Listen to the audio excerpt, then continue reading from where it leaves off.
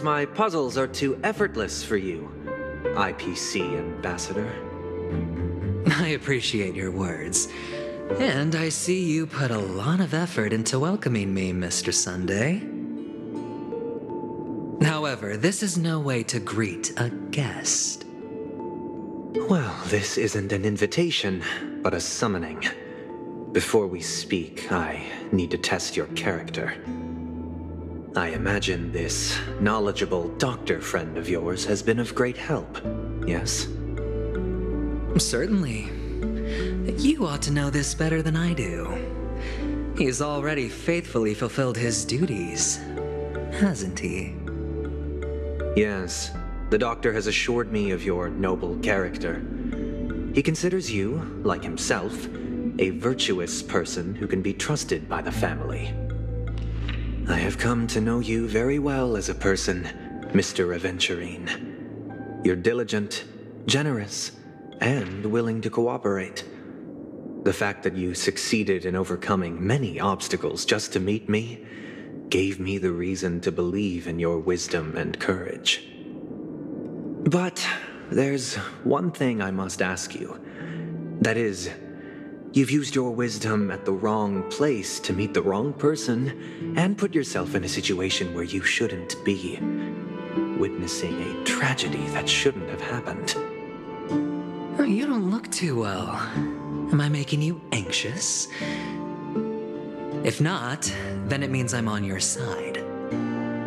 If I wasn't mistaken, you'd just made a serious accusation against the family. No, you weren't mistaken. For depravity is creeping in around you. There's no need for us to be evasive. Let's talk about your sister. Your sister's talent is unrivaled in the world of show business. As you know, her voice has been out of tune since she returned to Penacony. What's more disheartening, she can't sing anymore. Who could be responsible for this? Many suspect the culprit is among the outsiders, but I know you hold a different opinion. Now your noble status has become a shackle, preventing you from apprehending the murderer and avenging your sister's death. You're feeling anxious because you're out on a limb. But don't worry, I'm on your side. I'm immensely honored by your concern for me, Mr. Aventurine. Since you're so selfless and generous, I believe you wouldn't ask for anything in return, would you? Well, naturally, you wouldn't incur any loss from this. I just want to reclaim what is mine. My liberty and the personal items under the family's custody, the bag of gift money, and the box in which the cornerstone is stored. That's right. Cornerstone. I've heard it's a treasured asset of the Strategic Investment Department. A sacred stone that seals the preservation emanator, granting significant power, and every liquidation specialist holds one. For an object so precious, it probably comes at an even higher price than other forms of recompense. Well, I'm sure you're aware of the high level of risk I'll be undertaking to bring the truth to light. Mr. Aventurine, when you are out and about, do you always make adjustments to your appearance? Your tie should be on the center line. Your shirt must not protrude from your vest. Your trouser creases should be perfectly straight and always aligned with the tips of your shoes. Of course. But I don't, because it's not appropriate to do so in public. You should make sure everything is presentable and in order before leaving the house. I'm not the kind that takes risks. The cornerstone must be in the custody of the family. No room for negotiation? Please, don't let me turn you down twice. Sure. The gift money is good enough. I suppose you wouldn't mind that. After all, a merchant can't function without a bargaining chip. You compromised quicker than I thought. Unfortunately, It's a gambler that needs a bargaining chip, not a merchant. I can give you your gift money, but before that, I want you to tell me.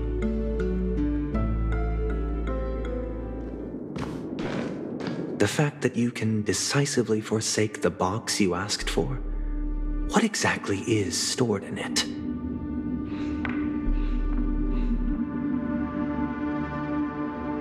Oh, triple-faced soul, please sear his tongue and palms with a hot iron, so that he will not be able to fabricate lies and make false vows. What have you done? Under the light of the harmony, all wickedness is revealed. I implore them to shed their light, and I'll ask you questions on their behalf. Next, you have 113 seconds to prove your innocence and gain my trust. And if I refuse to answer? You can try, and we'll see if the harmony rejects you. Question: do you own a cornerstone? Yes. What a simple answer. You, too, understand that idle chatter leads only to poverty. Did you hand over the cornerstone to the family when you entered Penacony? Yes. Does the cornerstone you handed over to the family belong to you? Yes. Is your cornerstone in this room right now? Yes. Is your memory free from any kind of tampering or deletion, encompassing but not restricted to the techniques of the Garden of Recollection? Yes. Are you an Avgin from Sigonia? Yes. You even know about that? Do the Avgins have any ability to read, tamper with, or manipulate one's own or another's mind? No. Does it matter? Do you love your family more than yourself? Yes. All the Avgins were killed in a massacre. Am I right? No. Are you your clan's sole survivor?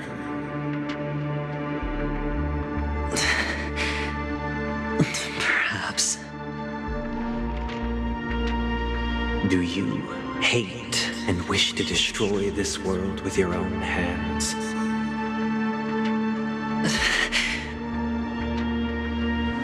I don't know. Interesting. Now, the final question. Can you swear that at this very moment, the Aventurine stone is safe and sound in this box?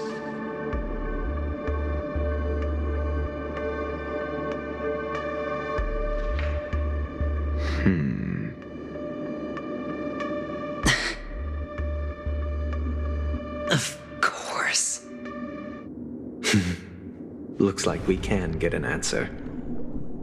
Open it, Mr. Aventurine. It's your last chance to defend your honor.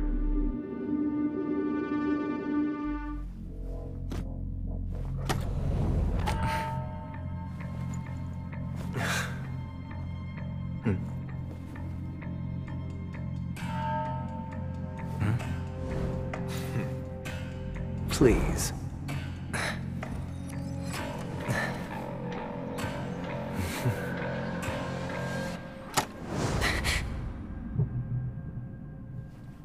Are these what you're looking for?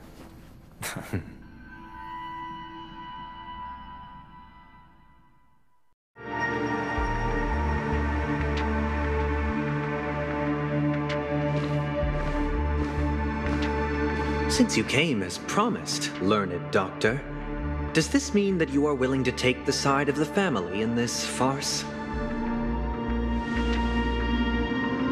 What makes you think you can convince me? I've heard you haven't enjoyed Mr. Aventurine's company. I also understand that you're an avid learner who sees the pursuit of knowledge above all. In that case, you ought to realize that a competent scholar knows their position and wouldn't forsake more vital matters for the sake of petty pride. If you agree to assist the family, I'll share our research findings on the Stellaron. You must be quite aware that, besides the family, no other faction is willing to share such information.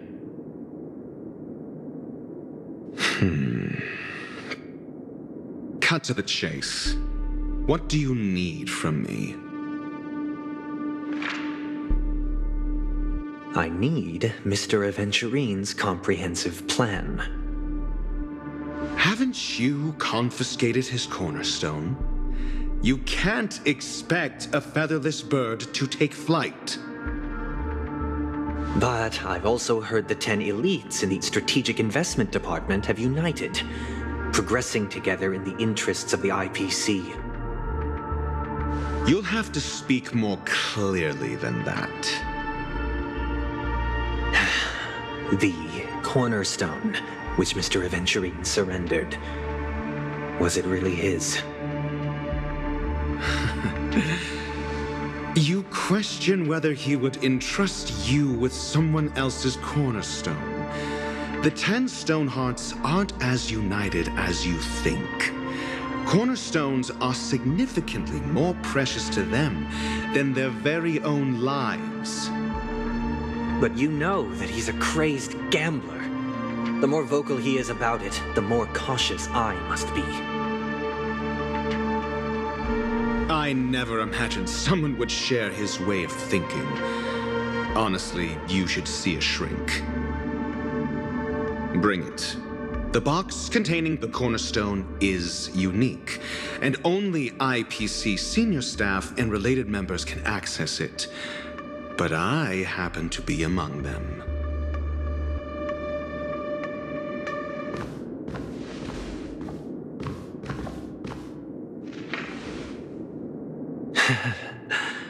I appreciate it.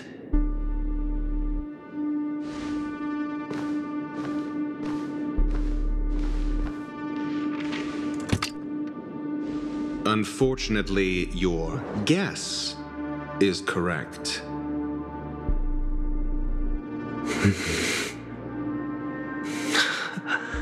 The golden stone. Its color and glow are similar to that of Klepoth's body. This is the very ruse he intends to use to fool you. He won't reveal to you that the 10 Stonehearts chisel their own will into the cornerstones, granting them an unparalleled radiance. And this golden statue is also known as Topaz, not Adventurine, and it belongs to Topaz. So, do you wish to confront him? Not at the moment. I'm more interested to know the location of his cornerstone. The safest place somewhere you'd never think of. Because he never intended to hide it. In fact, that cornerstone has been in your hands from the very beginning.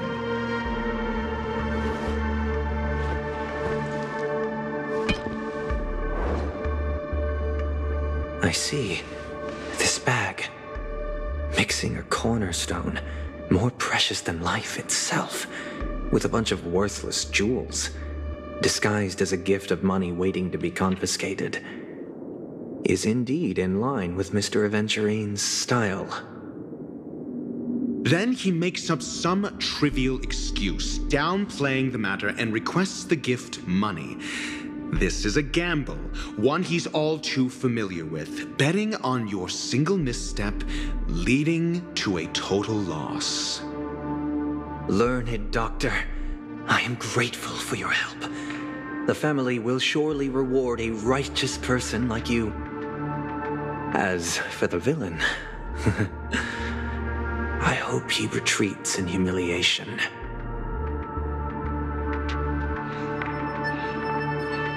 was all thanks to your friend with a keen eye that I could add a blot of utter failure to your storied career. Ratio, you wretch. Finally shown your true colors, huh? Oh, and just to remind you, you currently only have 17 system hours left to live. Treasure your remaining time, and savor the delectable aftertaste of defeat. You might as well explain yourself a little more clearly. What I performed on you just now was the Harmony's consecration. You were to show allegiance beneath the illumination of their grace. Yet you acted willfully, uttering nothing but falsehoods, transforming the consecration into a trial. I genuinely see no reason to absolve you from it. Is this what the Harmony represents? But is it built upon constraint and coercion? You misunderstand, Mr. Aventurine. Punishment is meant for the irreverent, but I have seen your resilient spirit, and thus I offer you the possibility of a new beginning. Throughout these 17 system hours, you will be unable to escape the dreamscape or contact any of your companions. You only have 2 paths before you, and it all depends on whether you can complete my test within the time limit. Should you succeed, you will be able to coalesce into the Harmony and be with your family. If you fail, you will suffer the wrath of the eternal Centurion and fall into an abyss of doom. Sounds like I'm gonna end up the same either way. I indeed do need a servant to help me uncover the evil hidden in the family from an external perspective. I will purge the evil from the inside and bring the real culprits to justice within 17 system hours. When the time comes, compare your findings with mine. If both our findings align, or if you can provide me more insights, then they will truly be able to grant you mercy and honesty. Shameless hypocrites. You took everything from me and still demand the truth? That isn't fair. Your carnival reeks with the stench of cash. Nothing is achievable without it. This is meant to be an act of personal virtue, not requiring the family's support. Your bag is over there. Do as you please. I believe you can trade this bag of worthless jewels for everything you need. That's what gamblers excel at, isn't it? Off you go, Mr. Aventurine. You are free. I will wait here for your good news.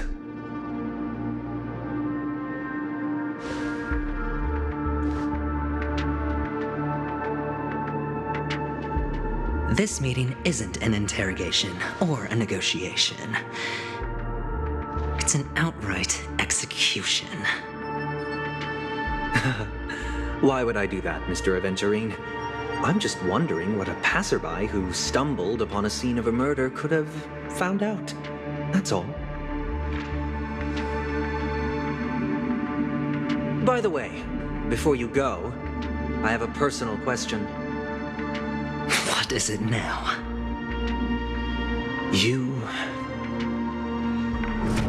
Do you truly wish to bring about the destruction of this world?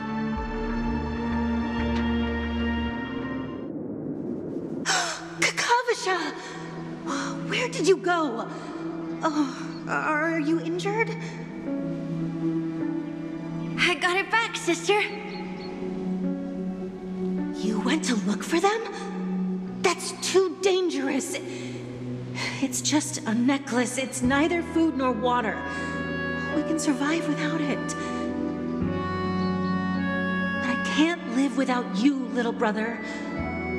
Promise me not to look for those catechins again, okay? Sister, don't be afraid. The catechins are fools, but I'm smart.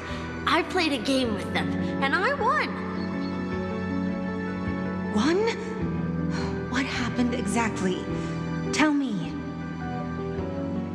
I made a bet with them. The two birds in the desert and me. Who will die first? I won. They suspected me of cheating, but I didn't. I won fair and square.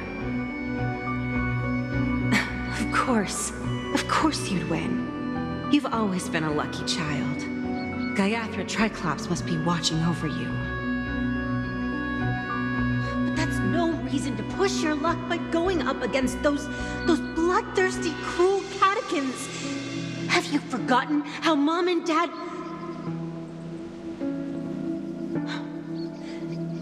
Look, this is just a necklace. But Kakavasha, you are my only family.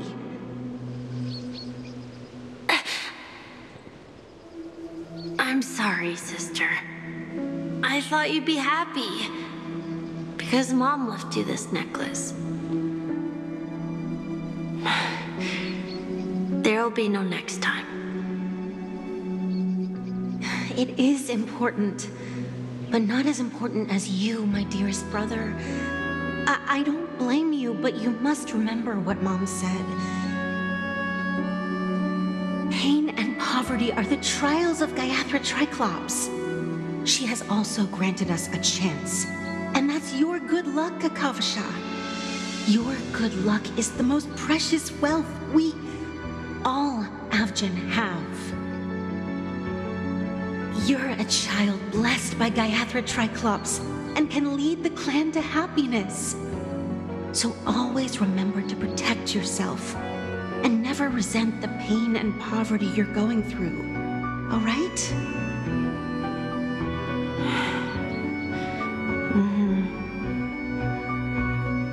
Listen to me and swear to Gaiathra Triclops. Okay. We'll swear to Gaiathra Triclops to protect this wealth. But sister, if Gaiathra Triclops was really watching over us, then why did she not protect Dad when he was swept away by the quicksand? After all, Dad went to the Catechins' land only to prepare for Gaiathra Triclops' offerings. And where was Gaiathra Triclops when Mom was shivering in our arms? Mom was still pleading for Gaiathra Triclops' forgiveness under her breath until the moment she closed her eyes. Sister, everyone praises me for being smart, but I don't get it. If every rain pour was Gaiathra Triclops' forgiveness and grace, then how bad were our sins? So much so that we were born in this world of death?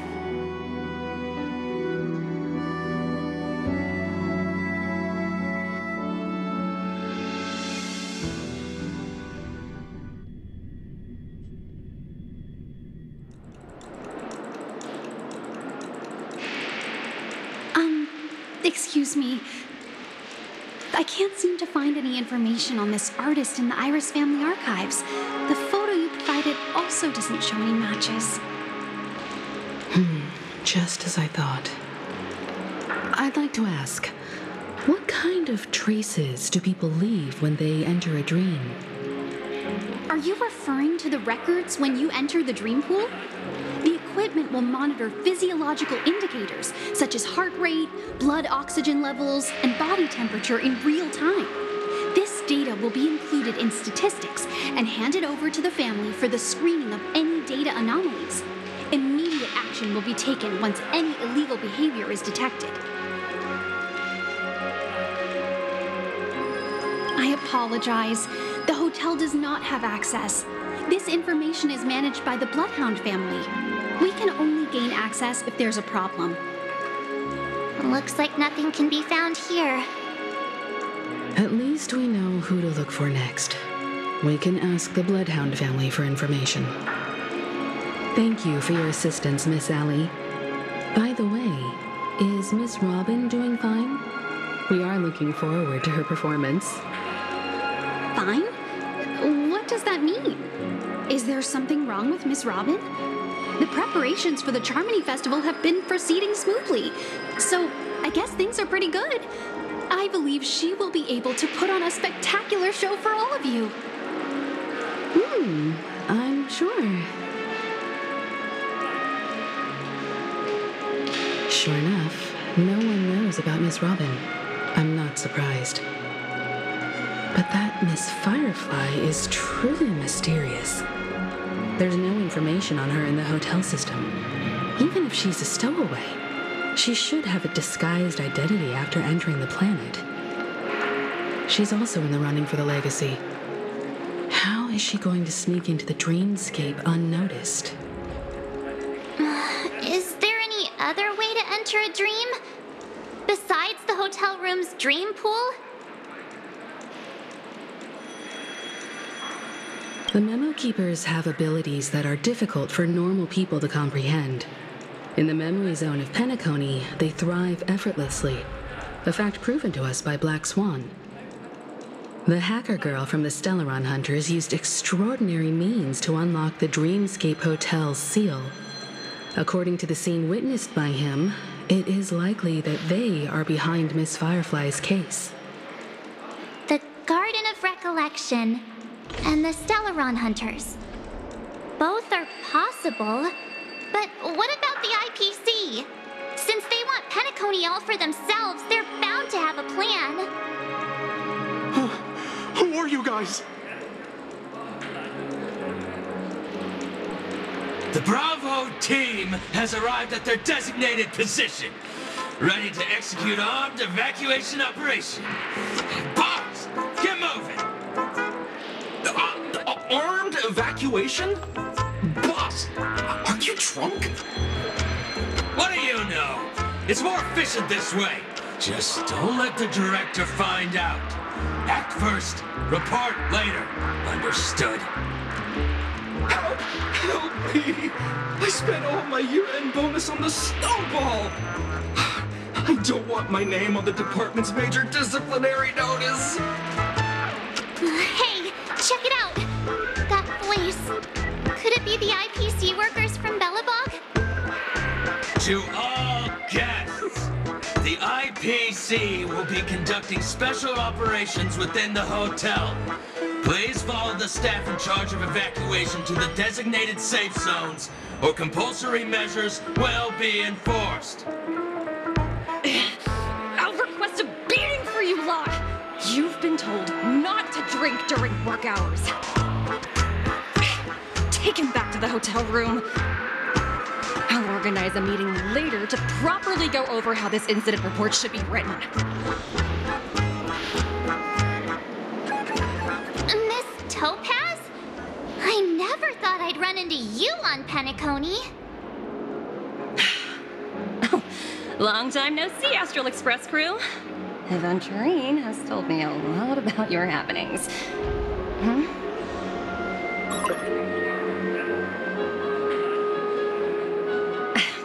It's fine.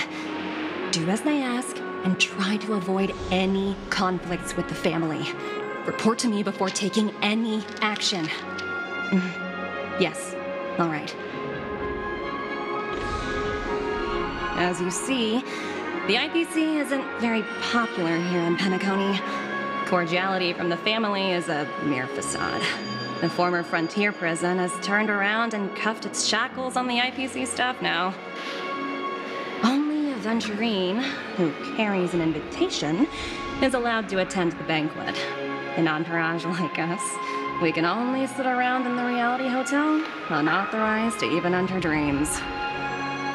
No wonder Aventurine's scrambling to partner up with someone. The IPC can't back him up in the dreamscape. His situation isn't optimistic, I hear. You're all helping to investigate some dirt on the family, are you not? Let me know if you need anything outside the dreamscape. The IPC always treats its partners well.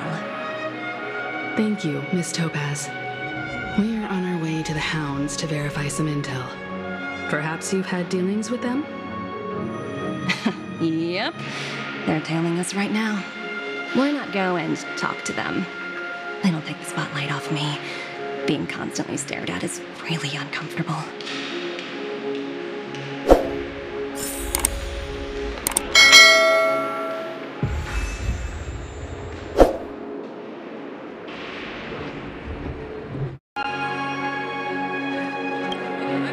How does it feel to be in business with Aventurine?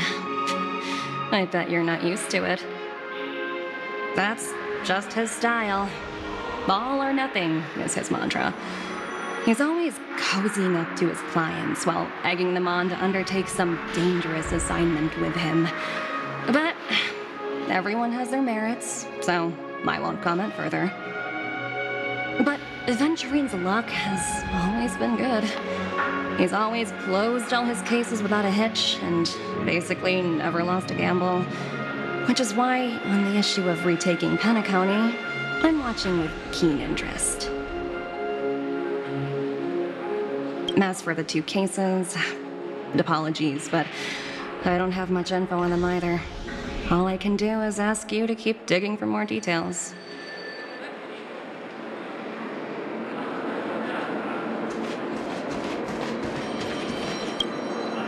We're carrying out our captain's orders. What do you want? We made a mistake last time, and we're working hard to rectify it now. We don't have time for anything else. Surveilling the IPC executive Topaz, ensuring that she stays put at the Reverie Hotel during her time on Penacony. We've got the right one this time. So that's it.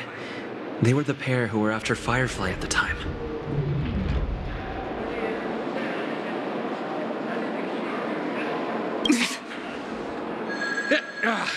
It's you again. Back for more trouble? We're not afraid of you this time. Well, spit it out. Stop bothering us if you've nothing important. So you know each other. Why do you keep running into people you've beaten up before? That's right. We're investigating a murder for the family. Can we speak to your captain about the case? Well... Hey! The security officer instructed everyone to shut their traps before he returned from Dream's Edge. What murder? You'd better stop spouting nonsense. Yeah, that's right. We have nothing to report. Please leave. Looks like they're not going to cooperate. But they did at least tell us that the captain is at Dream's Edge. Why don't we just look for the security officer then? It's probably Gallagher, the one he mentioned, right?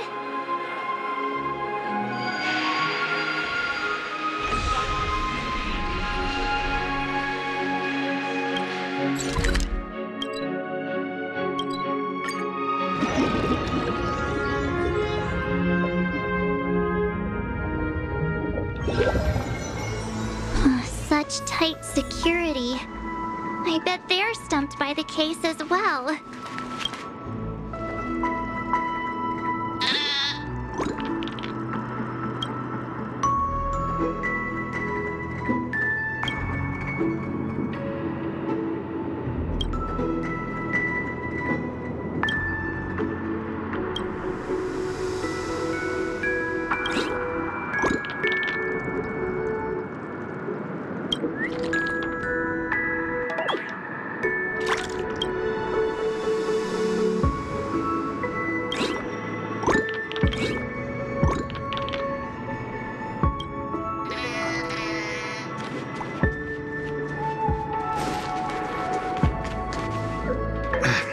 Apologies. The Bloodhound family is running an investigation up ahead. No unauthorized personnel allowed. Hold on a minute. I think I've seen you before. The gray-haired one.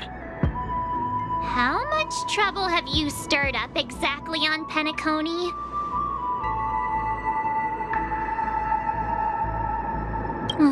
You think you look alike? Wait, are you for real? Not possible. It was you the last time, yelling about some clockwork friendship while beating me up with that silver-haired girl.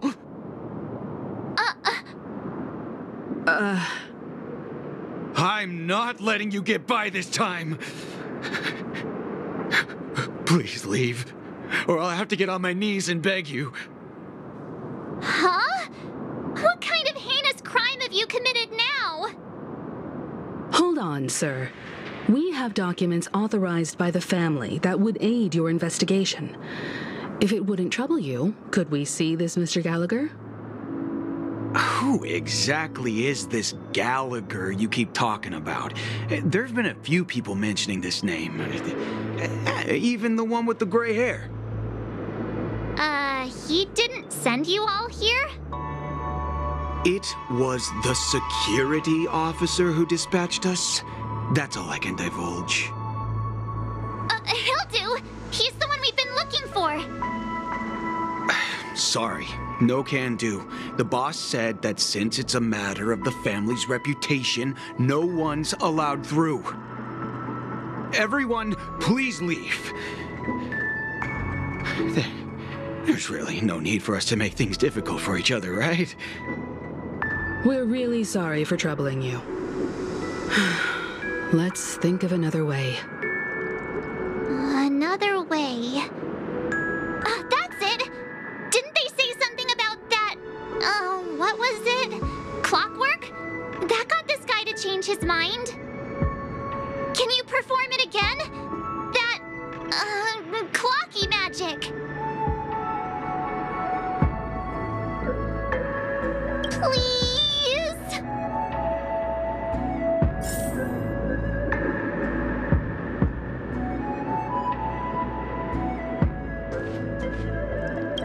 Sorry, no can do. Everyone, please leave.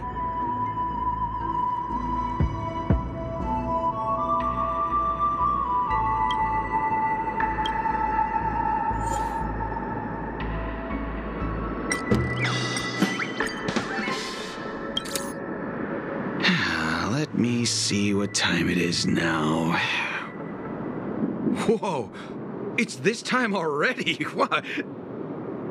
Time to clock out, and no one's gonna stop me.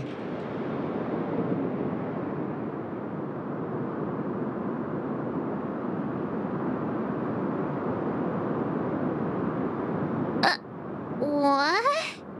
Huh?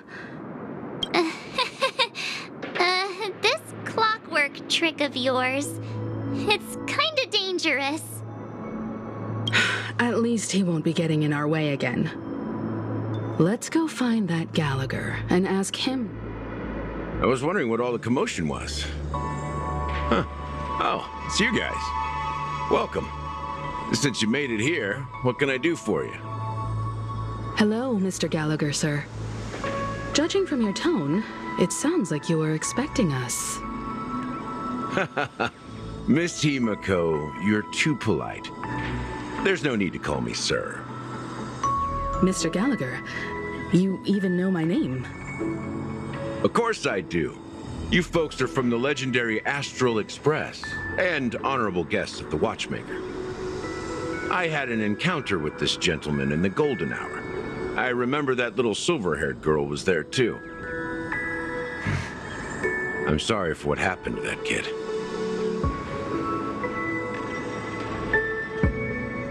This is also the reason why we've come to visit you, Mr. Gallagher. The Express can't just overlook the death of that child.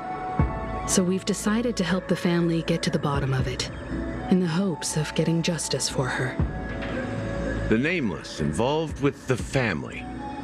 What an unpredictable twist of fate. Why? What's wrong with the family? It's nothing. On Penacony, everyone loves the family. No matter how much one resists the beautiful dream, when the time comes, they too will find it hard to let go. Who wants to leave a warm nest?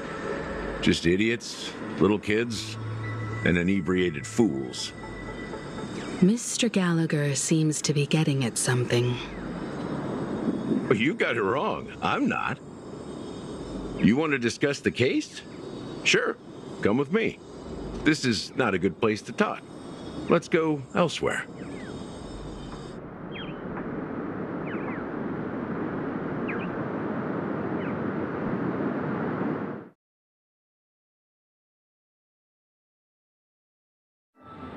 Even after that chilling tragedy, this dream is still running effortlessly. Other than the family of the Harmony, it's hard to imagine any other power in the universe that could sustain a building of such magnitude. The family itself is a huge, perfect building, like a living idol. Each member of the family sees themselves as a piece of the divine puzzle, revolving around a singular core and a shared ideal. Under their command, they loyally fulfill their roles, offering themselves while also receiving sustenance in return. Interesting analogy. Perhaps that's why Penacony's beautiful dream has persisted for so long. But the human body has its limits, and so does the divine's. That doesn't sound like the kind of comment a Galaxy Ranger would make. Just pointing out the facts. Mr. Yang will definitely have a better sense of what's going on than I do. Why do you say that, Miss Acheron? The beautiful dream is crumbling. But not because of a particular eon, a particular faction, or a particular visitor. Its collapse stems from a certain inevitability of human nature. The family refuses to acknowledge this, and it has ultimately backfired and become a catalyst. As people immerse their souls in the dreamscape, where consequences and pain cease to exist, and only ease and pleasure prevail, they draw closer and closer to necrosis. Regardless of the perceived bliss, death looms as the inevitable conclusion. Also, this necrosis will diffuse and spread.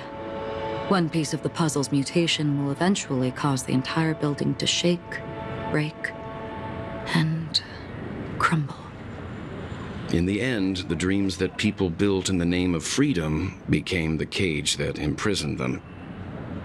I'm sure you've gained a lot from this trip, Miss Acheron. Are you willing to share your findings with me? Of course. That's if I remember.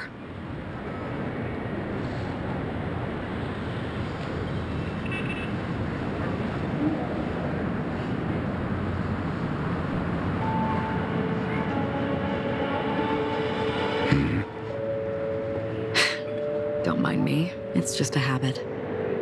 Owing to events in the past, I've become easily forgetful.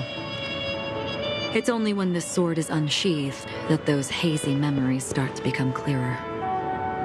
Take your time. That should do it. I vividly remember everything that occurred on Penacony. Ask away. The moment of daybreak. I've heard that's where the Dawn Factory, which processes the foundation of the dreamscape, is located. Behind the dreamscape's song and dance stand many imagination factories. Workers create all kinds of whimsical works day in and day out in their dreams. Then they return to reality and sleep on a narrow bed in a room. A far cry from luxury. They say it will suffice. Experiencing the bizarre and motley dreamscape is the best reward. There I encountered a young woman who had just come of age. The perfect time to indulge in beautiful dreams. Her greatest wish was to one day move to the golden hour and see the magnificent garments she had woven with her own hands. For certain reasons, her wish was difficult to fulfill. But I managed to bring her a garment. Gilded Hour. It's said to be Penacony's currency center. Yes. It is a fortress-like financial city, the economic heart of the dreamscape.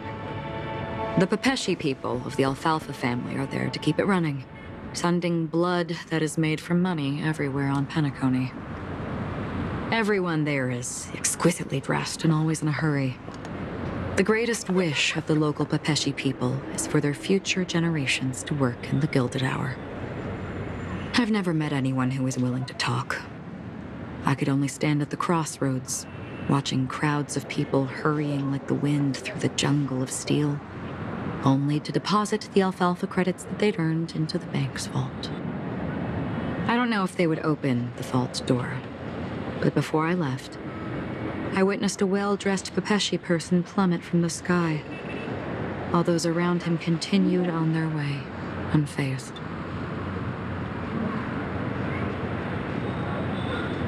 I hear the Blue Hour is very romantic.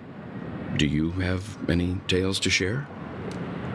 Perhaps Mr. Yang has heard. There is a large boat called the Eventide, anchored along the Sea of Dreams, where soft music and dancing persist endlessly every night. I ran into a wizened lady there. She was at the dock, waiting for her long-departed lover to return, waiting for countless hours within time that stood still. In the humid sea breeze, she spoke of her own youth. Like many who desired wealth and love, they came to Penacony to pursue their dreams. Alas, her lover's consciousness was lost in the dark depths of the Sea of Dreams. Finally, she suggested we continue our conversation on a boat in the shallows. I agreed and boarded the boat with her. But she never said anything. Her eyes absent-mindedly gazing at the horizon for what seemed like forever. Finally, we retreated to the beach.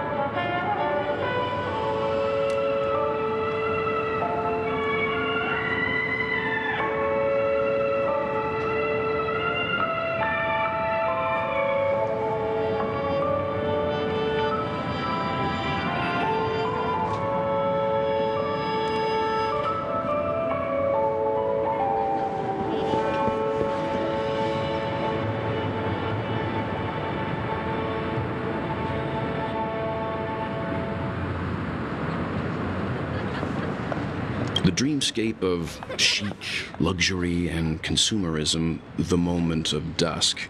My companions have been there too. Then you all must have seen those who are attempting to realize their dreams.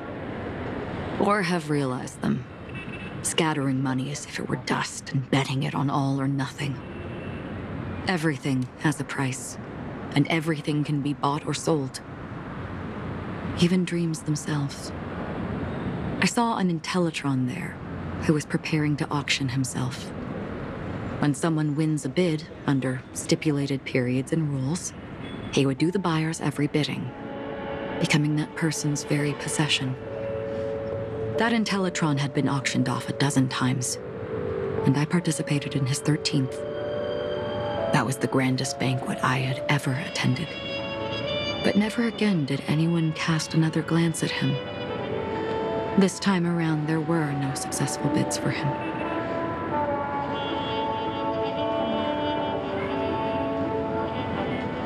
This is what I've seen and heard along the way. Someone once said to me, Penacony wasn't like this a long time ago, nor should it be.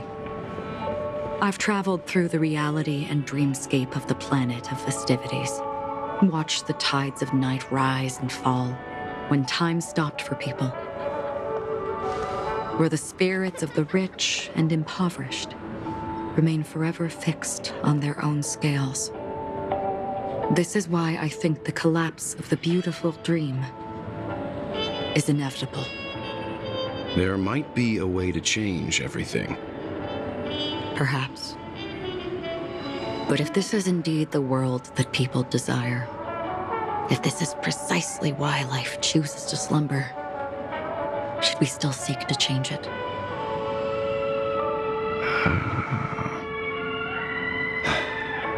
Miss Acheron, Now it's my turn to share a story with you. There was a man from my homeland who, at a time when the world was grappling with deep, unhealable pain, made a choice. He wove together the dreams of everyone in the world, linking people's dreamscapes, and shouldered this burden himself. From this, he created a giant, a spiritual atom. And since that moment, the giant stood between heaven and earth, becoming the pillar of the world's existence. As a price, those who found it hard to move forward, who could not advance, forever lost their future. They slumbered in a dream, devoid of disaster and pain, living out their days peacefully in the man's created utopia. And it is because of the wishes of those people who wished not to awaken that this spiritual atom became unbreakable. And yet, you stand here right now, which also means that man failed. Because people must always move towards the future.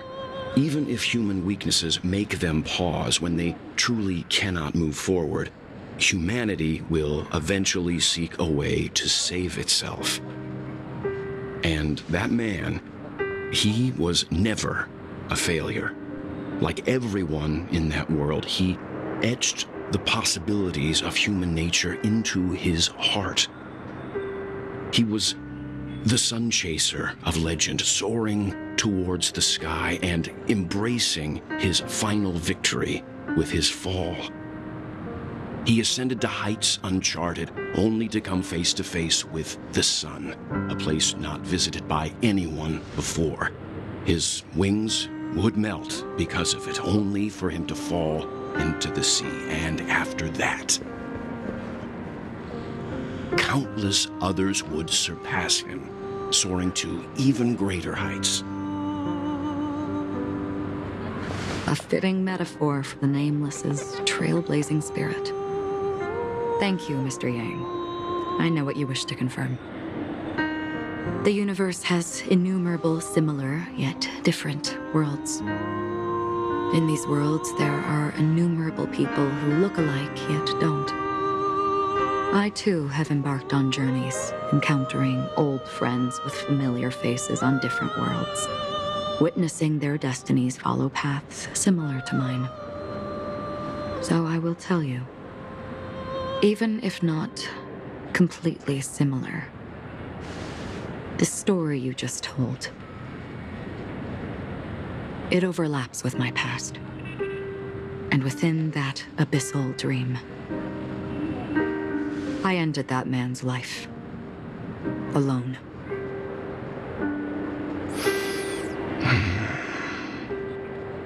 I am not who you think I am.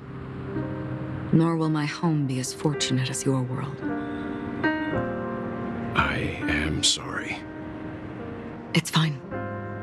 I don't mind, so long as I can alleviate your suspicions. There's something I still wish to know, Miss Acheron. Under that representation of the hunt, exactly what sort of power is it that has motivated your solitary journey thus far? Mr. Yang, before answering that question, I wish to continue the previous topic. I like your analogy very much. Indeed, birds are born to fly. But in a distant past, their ancestors could only gaze at the sky in envy. They saw that faraway ray of light from above the heavens, piercing through the clouds and blanketing the earth.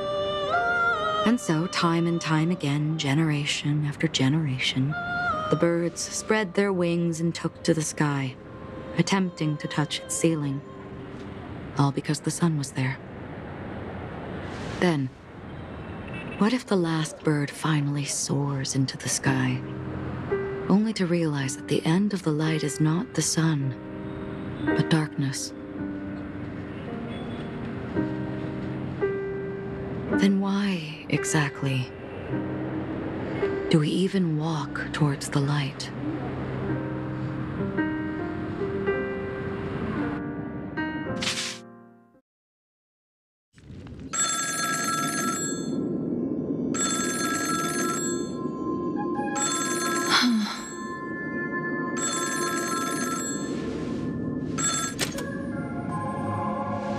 Long time no see.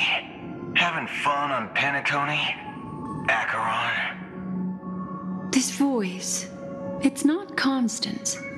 Could it be her companion? Though I don't know exactly what you are, or what you're up to, my bullets will find you. Until then, you best find a casket store on Penacony and ask the owner to reserve a good quality casket for you, imposter. Imposter? I see. She gave my whereabouts to someone who's tracking Acheron too. Who are you? Huh? Did I make a mistake? Who the heck are you? I'm the Garden of Recollection's memo keeper.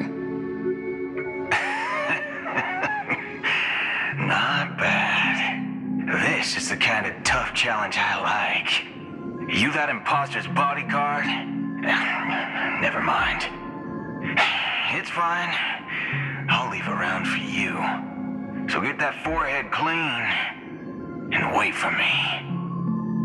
I don't know what you're talking about, but you know Acheron, the Galaxy Ranger, yes? I have something to ask you. Are you asking me to write your will? Sure. Go ahead. Not quite. I only want to ask, how exactly did she become a Galaxy Ranger? She's clearly not a path strider of the hunt, but you are, aren't you? Tell me, what's Acheron's deal? Sure. Heck, never thought I'd come across an ally. What a stroke of luck. Well, I'll be on Penacony soon. Memo keeper, go buy a bottle of Donna's White Oak and warm it up, and I'll raise a glass to you. That lady's passed. Well, nobody knows. But if all you want is a simple answer, sure, you best get a chair and take a seat. That woman, named Acheron, is an emanator who should not exist.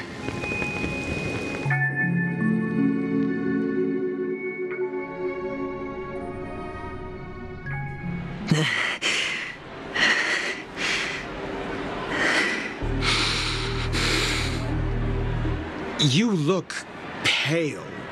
Or is that also part of your act?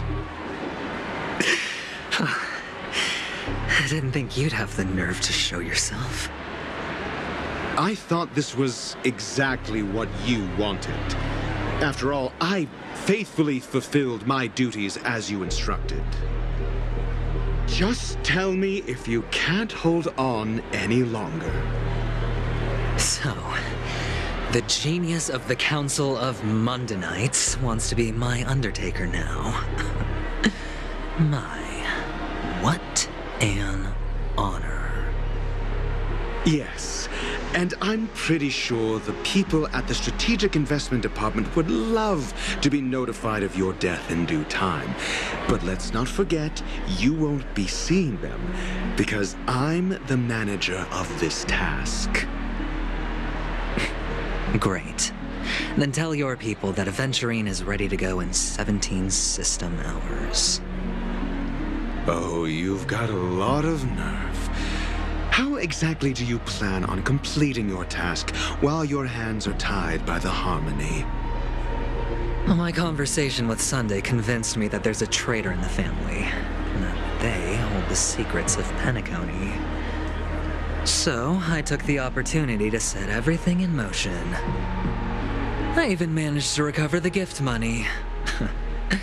Things haven't gone this smoothly since I walked through the doors of the Reverie. Now I'm only one step away from victory. Let's just wait and see. Sounds like a very elaborate way of saying that you failed.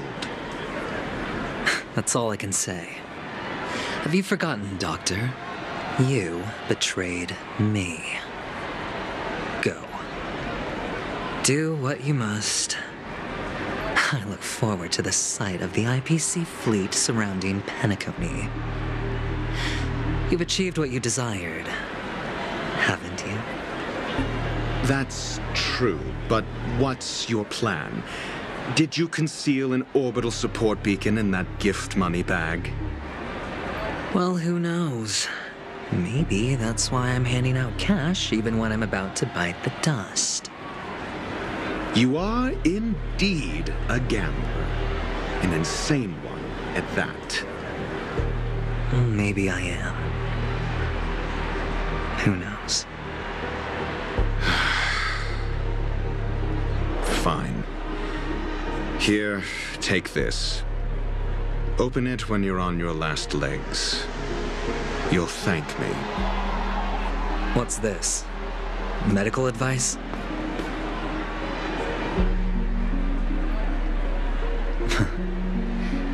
You catch on pretty fast, Doctor.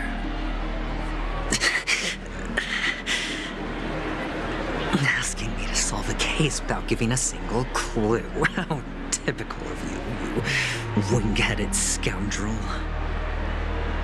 But the way you're all on edge about that stowaway, it's just as I guessed it would be. As for now, let the rain of wealth from the IPC fall evenly on everyone.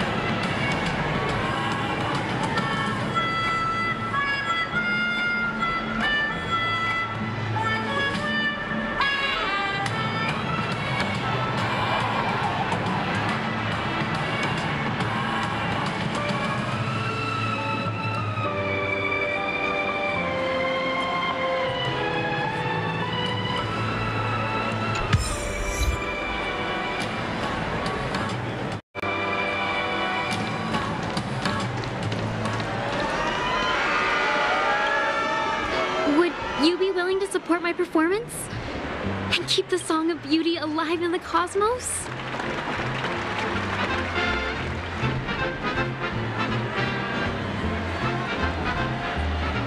Wow, how fabulous! But why would you give such a wonderful gift to a random stranger like me? Well, you see, I can't bear to see anyone in this sweet dream suffering from poverty. That's incredibly kind of you. Thank you so much, sir. If you ever get the chance, please, feel free to come by and indulge in my singing. Sure thing. Oh, by the way, do you happen to know anything interesting about death? Death? That's a pretty scary topic, and it doesn't really match the mood of this sweet dream. Oh, you see, I'm a tabloid reporter collecting ghost stories in Penacony. As you know, the more chilling the stories, the more attention they get. Maybe you could help me out. Well, if you're up for some gossip, it's not about death, but there have been some rumors about a guest at the reality hotel who fell into a deep sleep and didn't wake up. It was like they were in some sort of coma. Nobody knows what caused it, but luckily the customer eventually regained consciousness. Well, all customers are under the protection of the family, after all. Thank you. This will make for a very juicy headline. May Shibe protect us. Unexplained coma. That's actually what happens to your body if your brain dies in a dream. But unfortunately, the customer ended up waking up in the end.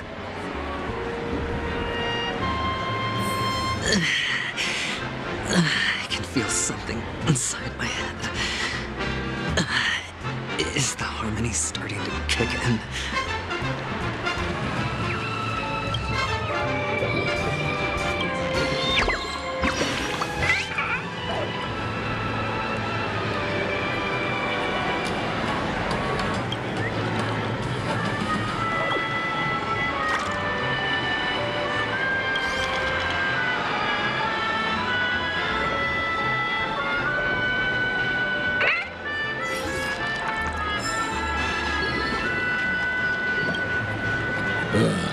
The world has truly lost its way.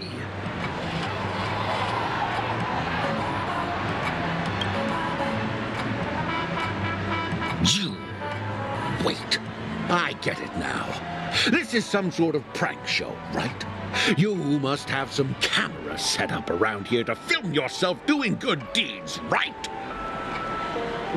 You youngsters are always looking for a quick way to get an audience. But you know what? A truly great show never comes easy. A great show will start soon, old man. But before that, I need to ask you something. Do you know where I can find death in this dream? Ah, I see. Another fearless youngster looking for death, huh? Well, let me give you a piece of advice. Don't think you're the first one who's ever thought of that idea. Death? Not even remotely innovative. I bought it from Dr. Edward. He claimed it was some exclusive fancy schmancy stuff. Oh, but what a disappointment. The effects were awful. First, some monster covered in eyes stabs you in the gut, and then all you see are blurry glimpses of buildings and lights. Oh, the sky was spinning so fast it almost made me puke. Is that all? Yeah, what else can you expect? Don't put too much stock in the Penacony movie industry. They even call this junk groundbreaking art. Can you believe it? What a joke. Well, I'll leave you be then. I hope you have a wonderful day. A monster covered in eyes. That sounds like the Memory Zone meme. But buildings and lights... I don't think those have anything to do with death. Well, that whole dream bubble was probably created using rumors and gossip.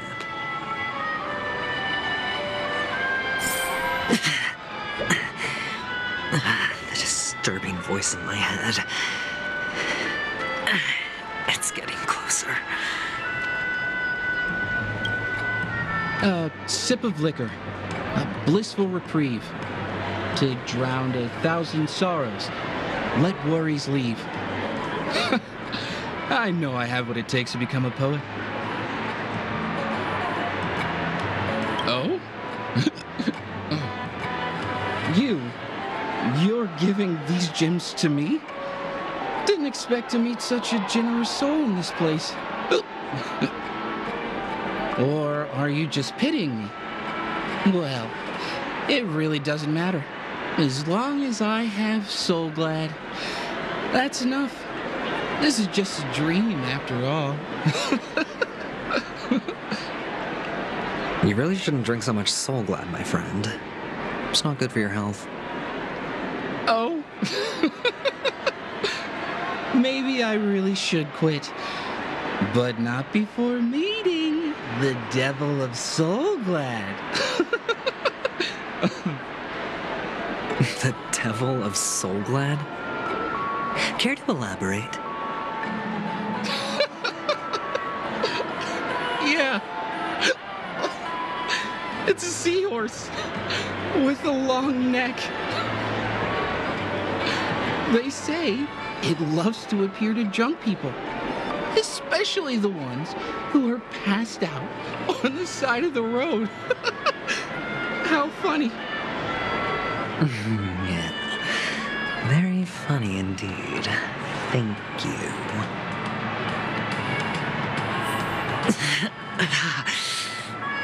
Does everyone have to go through so much torment before joining the family? Darn it. Now I just want to dig out my brain and use it as evidence. Take care, my friend. If you ever find yourself in danger, remember that the hounds are always ready to help.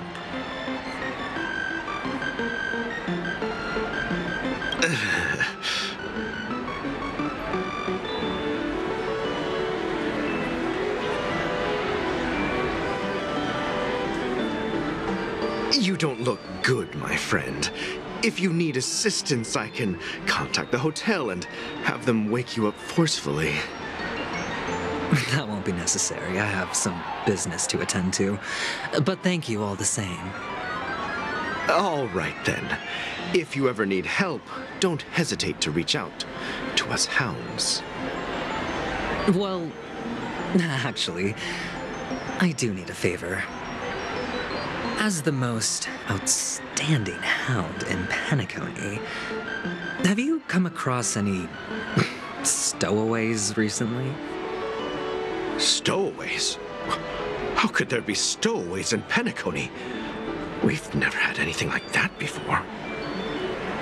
All right. Good luck with your work, then. What was I even thinking? Family would never share intel with the IPC.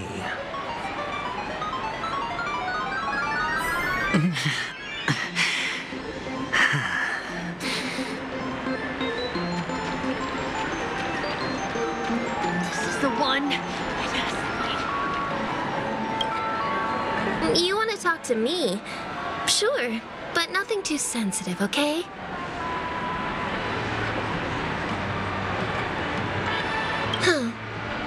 Wealthy people have fancy ways to enjoy this dream.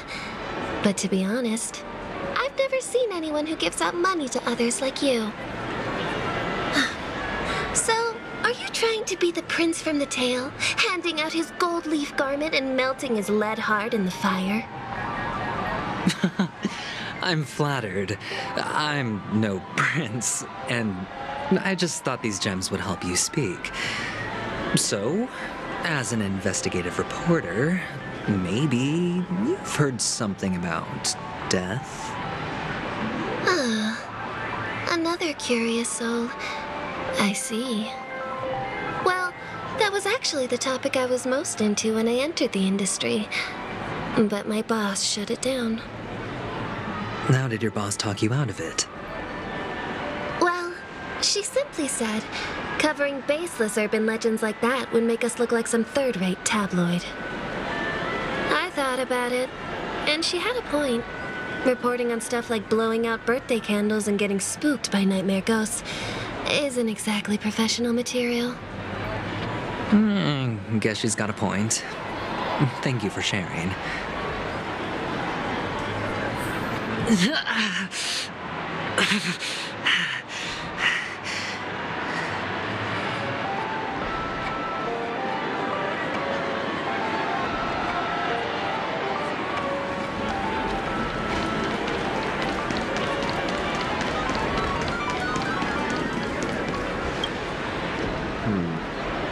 Were you wanting to talk to me? Sorry, I thought you were checking out something behind me.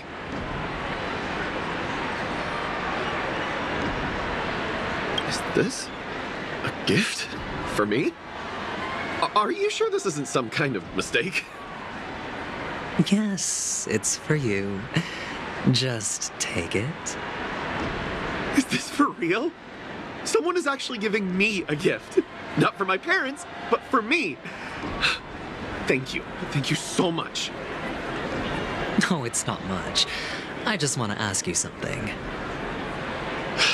I knew it. What's on your mind? Are you trying to ask about my father or my mother? Neither. I just wanted to know if you've ever heard about death in the dreamscape. Oh, you sound just like my father. Always warning me about danger, even in dreams. He's an Intellitron, so his dream entry methods are different from us organics. Can't count on him to protect me if something does go haywire. Funny, right now I'm still under his protection. How ironic. Hey, stay positive. Gold will always shine one day, right? The Devil of Soulglad, Dangers in the Dream, and Nightmare Ghosts. Well, surely death is a popular topic in this sweet...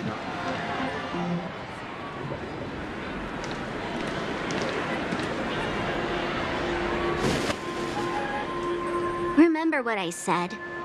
You Sigonians are better off hiding in the sewers. Look at you, snooping around and sticking your nose everywhere. Is the smell of death so enticing, my fine fellow? Oh, it's you, masked fool. I should have guessed it. You're the imposter who appeared on TV after Robin's death, right? I heard you got caught by the family. I gave you a clear clue. Befriend a mute. Simple and straightforward, you know? And what did you do? You messed it up and ended up as their prisoner. I told you to make friends with a mute, not become one yourself. You really let me down. What do you mean? You know better than I do. Who watched the little songbird that couldn't sing perish right before their eyes? You did, Blondie. No, I mean... What did you mean by becoming one myself? Well, it means you'll soon end up like her, unable to speak ever again.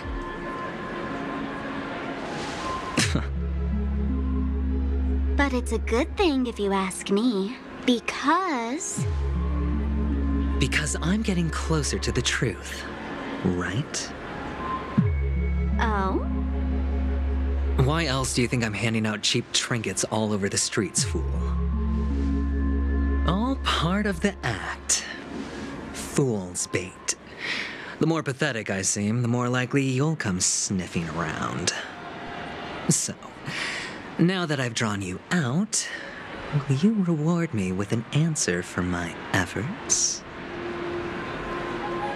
Why should I help you? Don't you want to see Penacony descend into... chaos? Well, I can make that happen. I just need an answer to one question. Back then, when you asked me to find a mute, did you really mean Robin?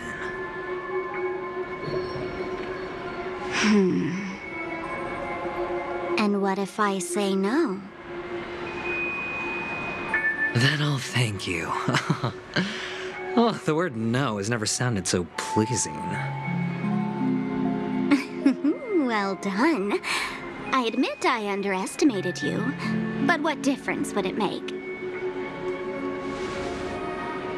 Let me tell you something. There were 2 mutes, but one is dead now, and the other, though he's still in Penacony, I'm afraid you'll never find him again.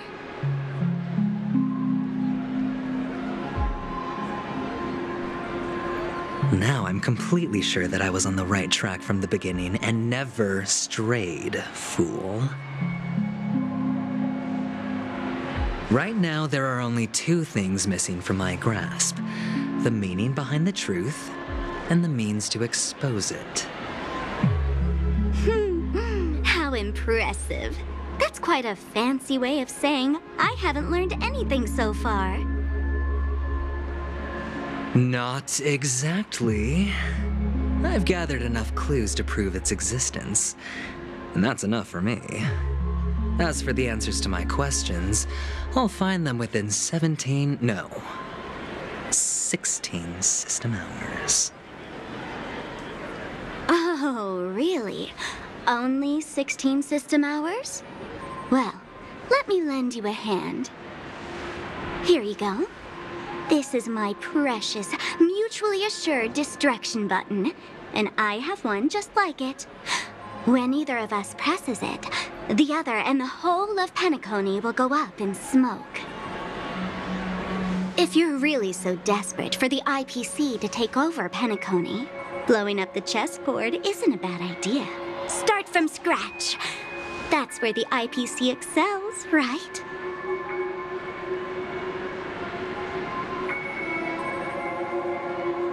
Just press the button when you're at your wit's end. And of course, feel free to reach out to me for my hospice care, too. Oh, a deadly button, huh? Well, I guess the family didn't take your threat seriously at all. Otherwise, how on earth did you manage to bring it in here? I have my own ways. That's all you need to know. Well, I'm afraid I'll have to decline your offer. Who knows if your little gadget will actually work. By the way, I have no plans to search for the other mute friend you speak of, but it's good to hear that he's still here in Penacony. I'll handle the rest myself. I'll orchestrate a grand finale for the downfall of the family. And at the climax, the walls will crumble, people will wake up, and those who couldn't speak will find their voices again. When that time comes, go ahead, press the button, light up the sky with a magnificent fireworks display for me. Catch you later, fool. You're still talking big, but sure, if that happens, I'll stay true to my word. Just don't let me down now, okay?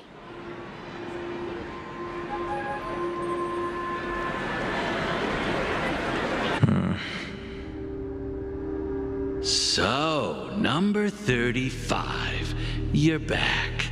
Like your new lucky charm? Can a commodity code really be considered a lucky charm?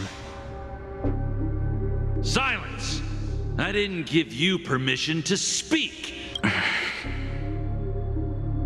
The guys in black didn't say much, so I've no idea what you did to save your skin in that massacre back in the day.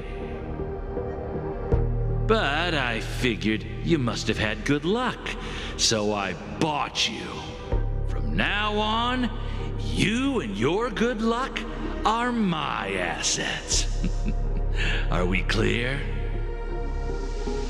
Your first task is simple. In addition to you, I've purchased 34 other slaves. Go and play a game with them. You came out alive after 2 days. It proves that you are the real deal. You're insane. Testing out if you're a good product. Aren't you worried that the money you spent on me will go to waste? I've got stacks on stacks, Blondie. The slave market is never short of self-righteous brats like you. But you look good, and that's why many customers are betting their fortunes on a scrawny brat like you. So go along now and don't let your master down.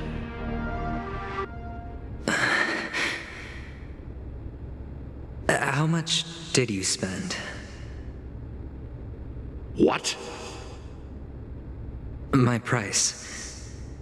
How much did you pay for me? Huh. You really want to know? Well, it was 60 tanba. No more, no less. I'll take my chances. 30 tanba. If I come back alive, you'll give me 30 tanba. Deal? Are you trying to strike a bet with me? Oh, you've got some guts. Yeah, sorry, but that won't do. Don't forget your place, slave. You're not qualified to be at the table.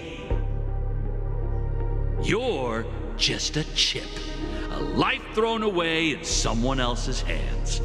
Either you come back with more chips for your master, or you never come back. It's all or nothing.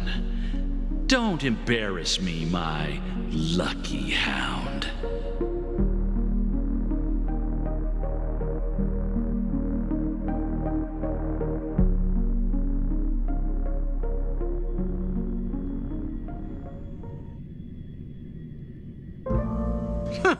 What brings you here, Gallagher? Some friends from the old days. Do you have a moment to spare, Siobhan? Oh, I have the whole day to spare. Ladies and gentlemen, welcome to Dream Jolt Hostelry. This bar offers a wide variety of drinks, but we draw the line at Soulglad. Why settle for ordinary when you can experience extraordinary?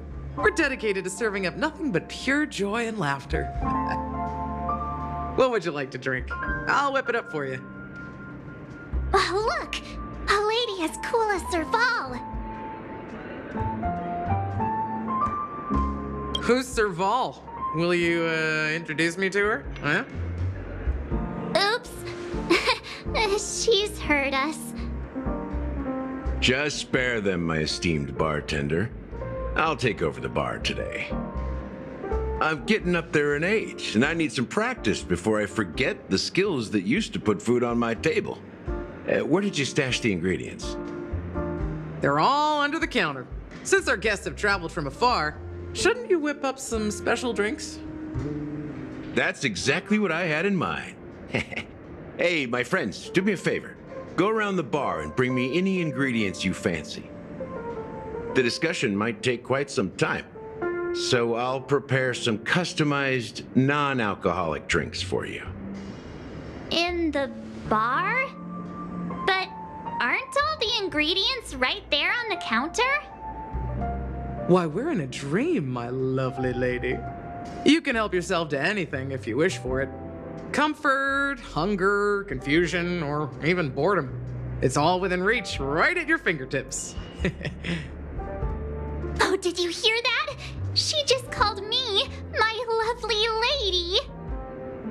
Even in reality, mixing drinks is more than just throwing ingredients together. A bartender needs to capture the bar's atmosphere, master technique, and spin a tale of mystery and anticipation. Only then can a perfect drink crafted with a customer's life story be created. In other words, what you get from your drink is down to luck, so don't overthink it. Indecisiveness has no place when it comes to enjoyment.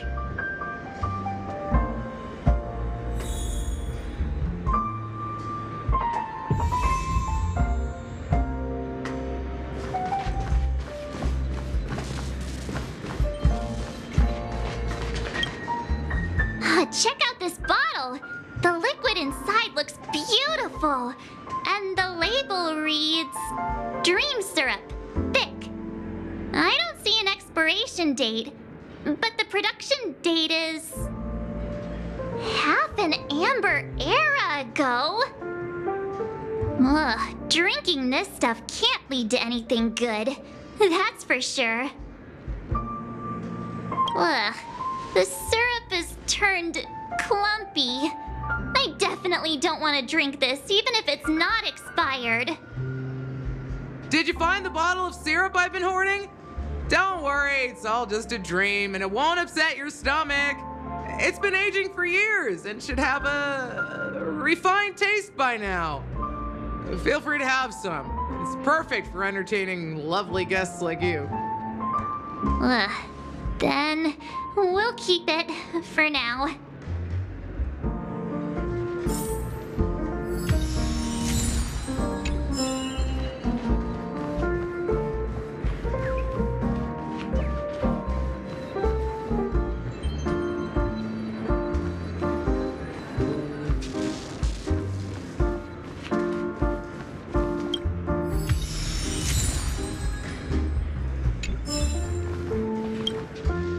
Hey, look at all these chips scattered everywhere.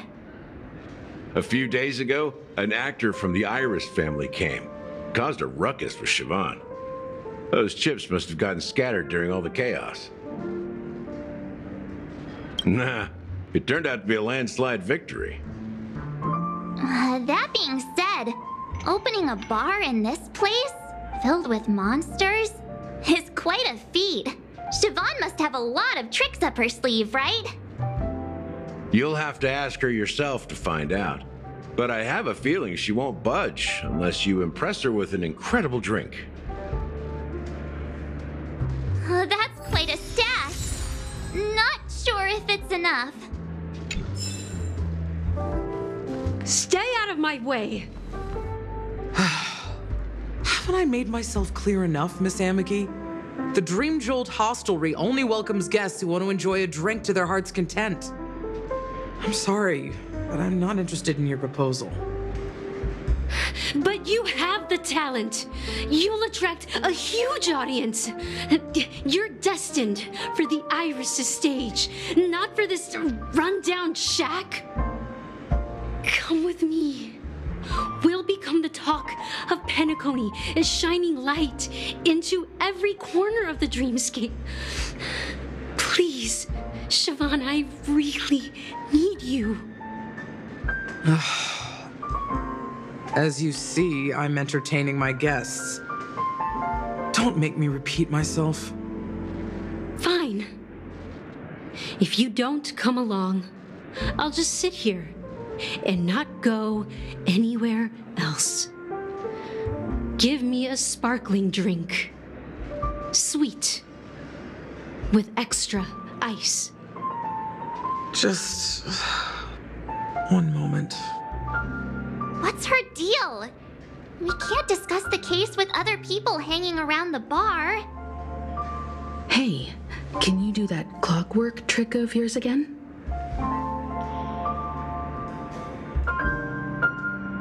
Time is running out. We need to hurry. Yeah, I'm counting on you.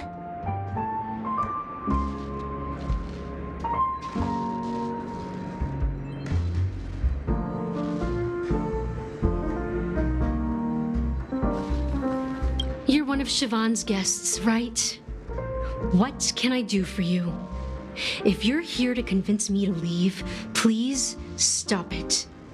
I'll never leave until she accepts my proposal. I just don't get why she won't leave this place. This rundown shack with no customers whatsoever.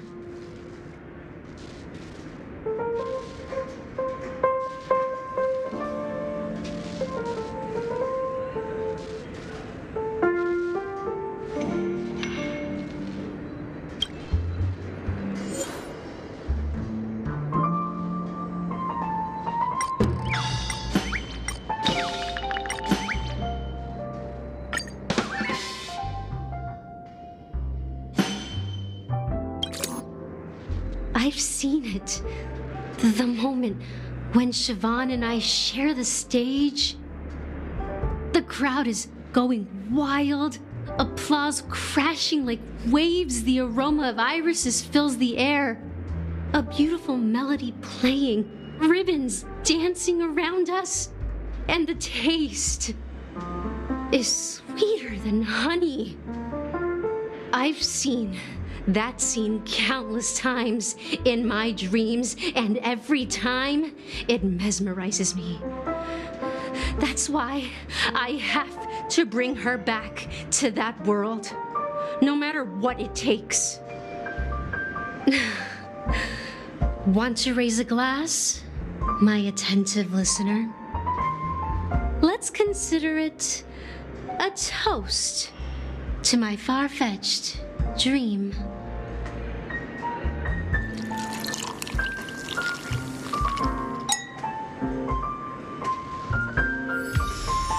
She's still not leaving. Maybe I'll have to try again.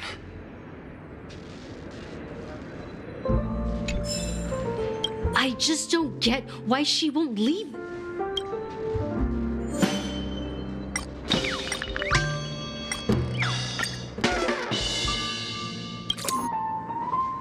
Those darn Irish jerks! They're the ones who forced Siobhan into hiding here, running this pesky bar. It's all their dirty scheming. I get it now. She's not leaving because she doesn't want to run into them again. I can help clear the way for her. I can do her a favor. I'll go back and write a letter to the Dream Master exposing the crimes committed by the Iris family. Siobhan will definitely appreciate it. Things might get out of control if she gets any angrier. I need to come up with another... I just don't get why she...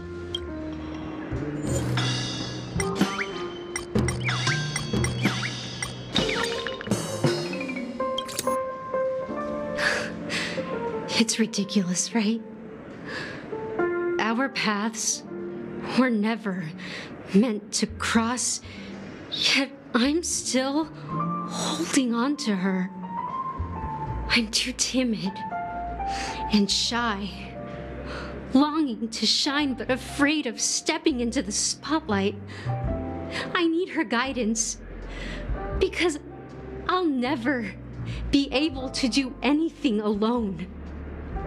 You don't know Siobhan's past, and you have no clue how radiant she used to be. Even among the talented Iris family, her skill was unmatched. I know she probably thinks I'm just trying to ride her fame to get ahead. But all I want is for her to reclaim her place.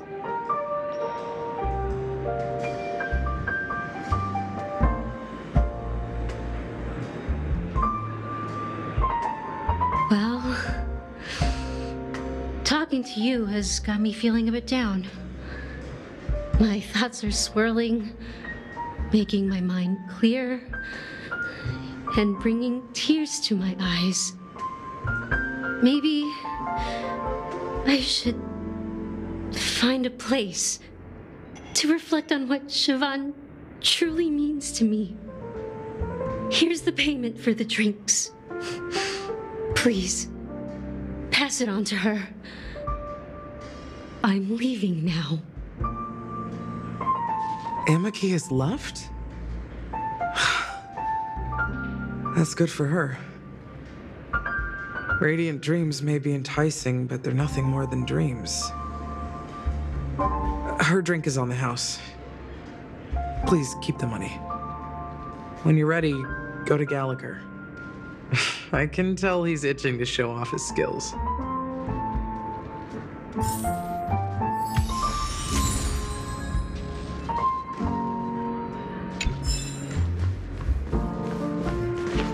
That being said, mixing a drink is way simpler than you'd imagine. Just pick your favorite ingredients, toss them in a glass, mix it up, and it's done. So go ahead, explore the bar, and bring me any ingredients you prefer.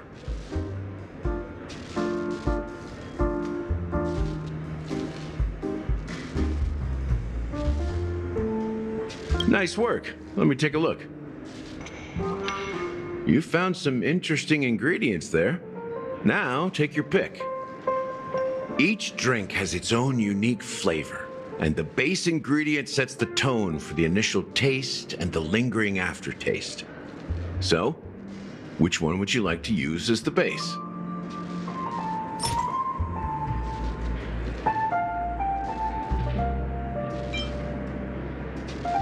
The original formula is said to be Nunu's favorite drink. It's sour and bitter, and the bubbles burst in your throat like swallowing rusty chains, evoking thoughts of dungeons and prisons.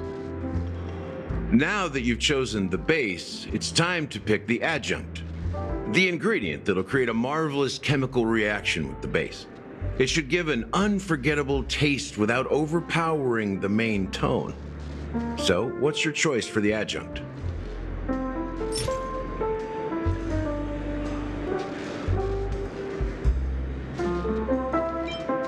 The taste is not very intense, yet evocative. After those despicables sent Mikhail away, I found myself lost in the wilderness of my dreams. They say that even the dirt here oozes with sweetness. All I tasted was stoic bitterness. Mikhail. Almost there. Let's pick a decoration. Which style do you prefer? Anything you need, I've got it.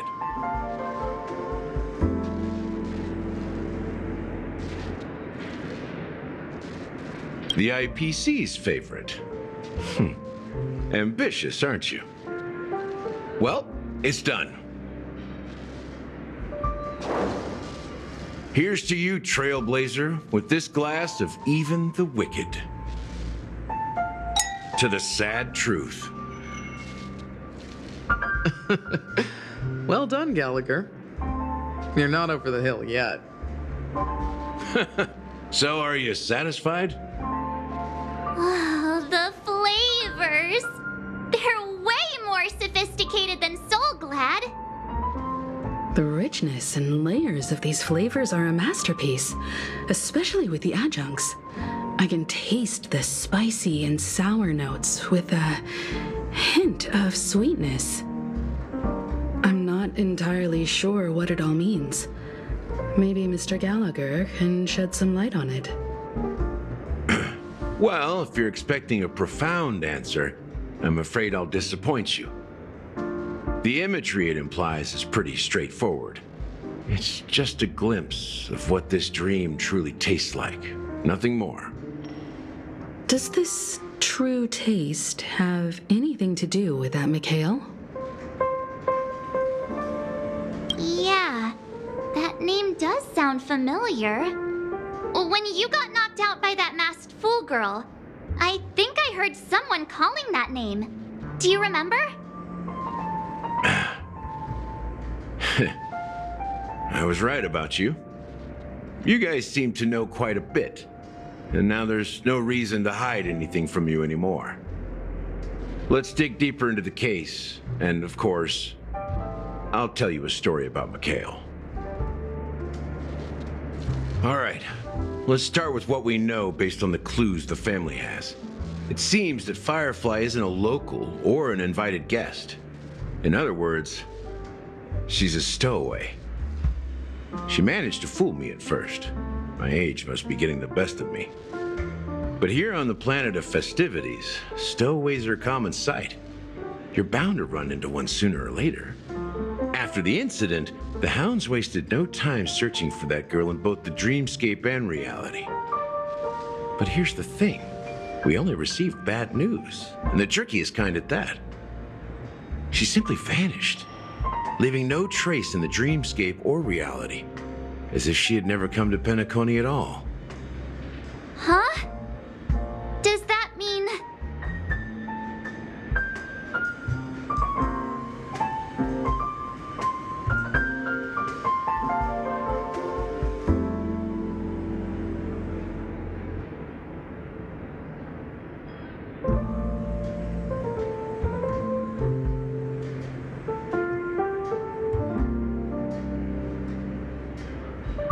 That's impossible.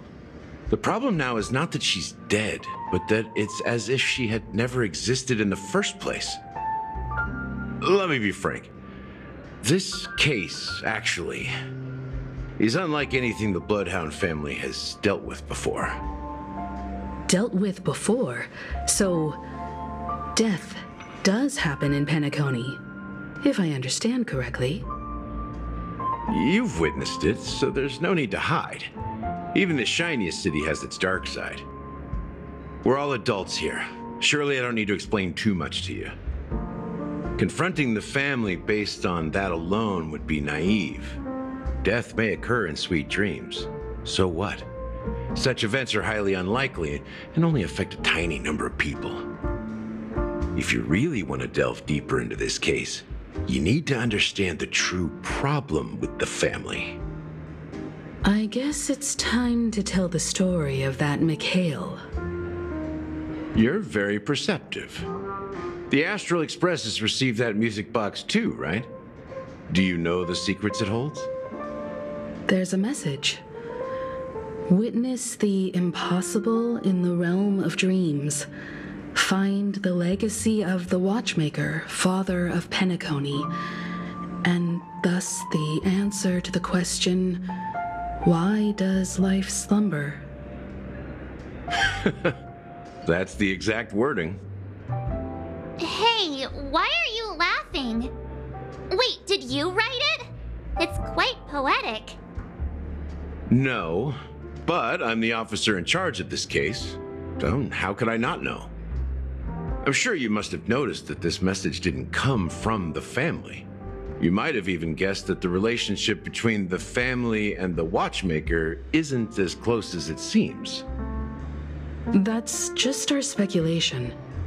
Actually, it's hard to believe that the father of Penacony and its actual managers are at odds. Now I can assure you that your speculation is absolutely correct. The family has considered the Watchmaker an enemy for a long time, but the Hounds haven't been able to track him down, as he seems to be living only in the characters and stories he created. Let me ask you a question. Have you ever wondered why the family allowed the Watchmaker to send out such a ridiculous message to the outside world, inviting you here and causing chaos? So, you want to seize this opportunity to expose the Watchmaker? Well, now you understand why the Oak family authorized the Nameless to assist in the investigation, but kept you in the dark, right? Because the Watchmaker is not the legend of the land of the dreams at all. He's the most shameful stain in the history of Penacony, and he's the root cause of all the anomalies in the dreamscape. You don't get it? Well, I mean, Mikhail, the betrayer of the family, he's the Watchmaker.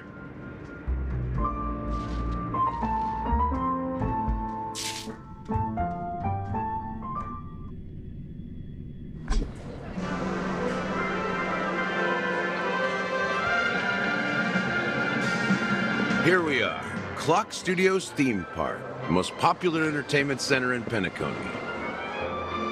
Wait, aren't we supposed to be discussing the Watchmaker?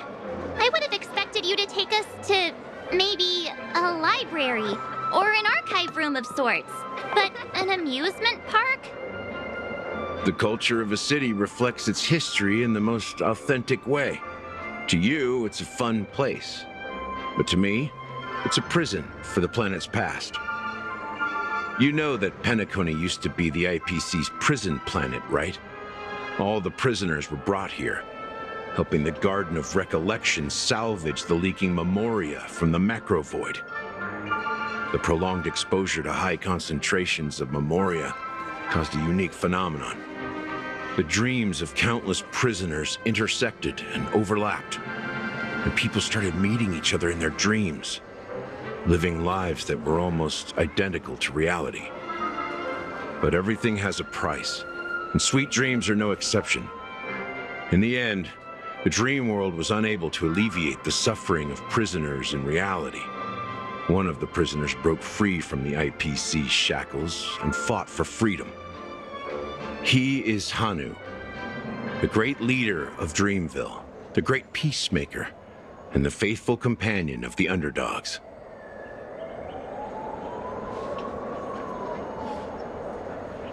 History is always written by the winners.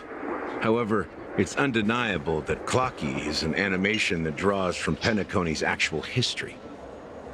These characters not only exist in Dreamville, but also in the distant past. Once you realize this, you'll understand why we're here. There are so many members of the Bloodhound family around here. They just received a lockdown order, supposedly from Sunday himself. Who knows what it's for? My friend, have we met before?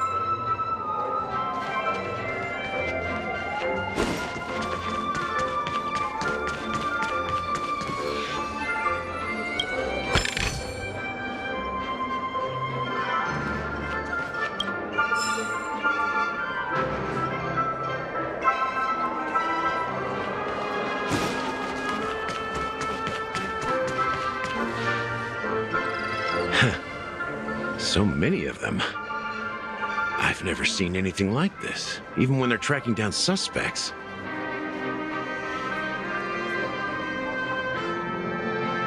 Well, it's a masterpiece from the family, after all.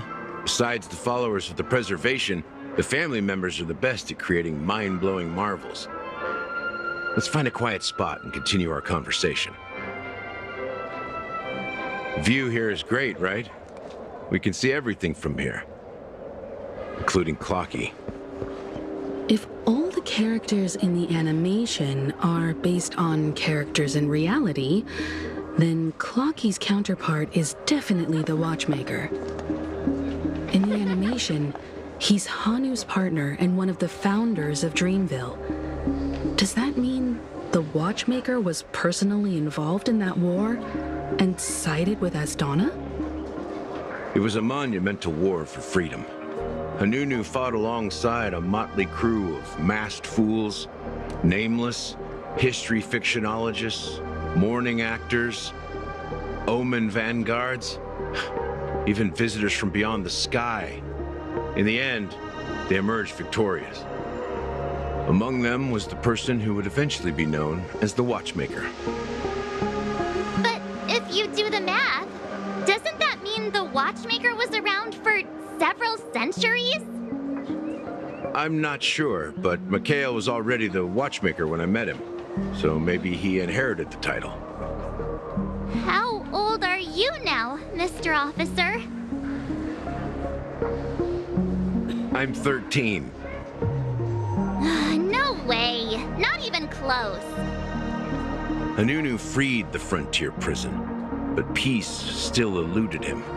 With limited resources, threats from the outside world, and internal conflicts between major prison districts, the future of Asdana was uncertain. It wasn't until the Watchmaker approached the family with the idea of turning the prison into the planet of festivities that Penacony finally gained its name and glory.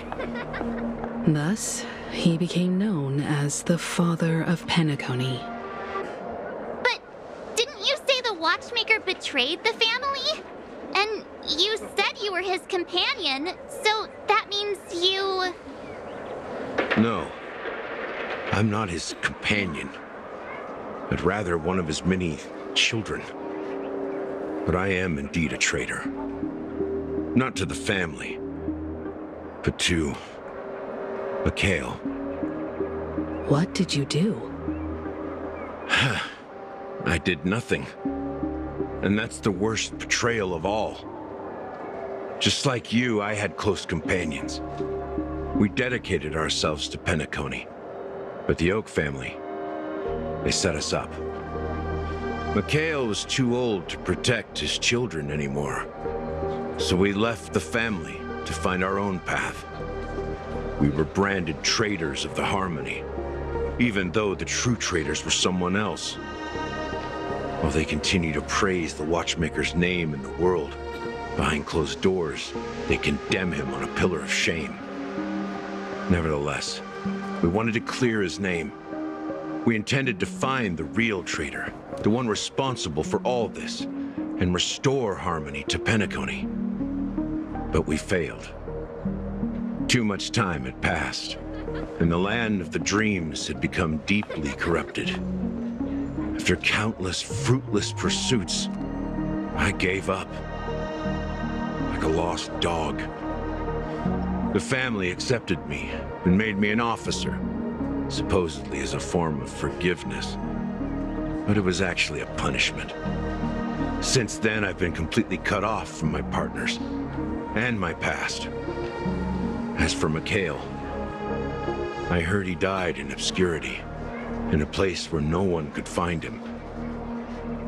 That's when I realized that the Penacony I once knew would never return. We're truly sorry for what happened. But this is not the end of the story, right? Apparently, someone has inherited the title of the Watchmaker and has been secretly working against the family all this time. Well, that's one way to look at it. However, only one member has truly inherited the Watchmaker's title. Unfortunately, after all these years, I have no idea who that person is, or if they're even real. Or just Mikhail's lost soul haunting the dreams. So, do you understand why I'm spilling all this info? Because I believe the girl's death must be connected to the Watchmaker's legacy.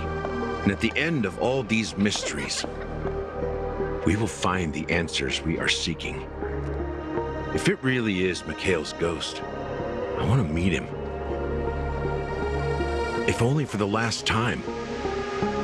For those who despise me could form a line from here all the way to the entrance of the hotel. But those willing to look me in the eye and hear me out? Let's just say, there won't be many. I've told you all I know as a sign of gratitude. Thank you for listening to this old dog. Bark and all. Something just happened at the theme park. Now if you'll excuse me, good luck to all of you. How ironic.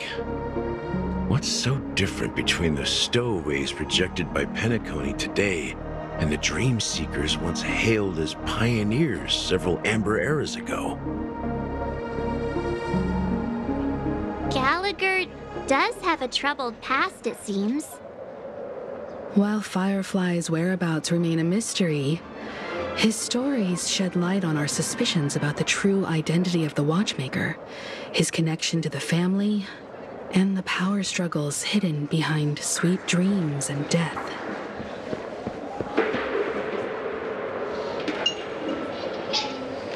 Exactly.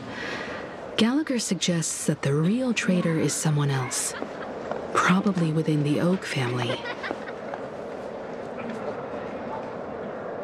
That lines up with what we've gathered so far. Firefly got involved in this mess because of the legacy, and now we're sure that Aventurine's accusations against Acheron are baseless. You're really into Clocky, huh? He's just a fictional character, not a real person. Speaking of which, that Clocky who only reveals himself to you is quite intriguing. It's a shame we've never met him since then.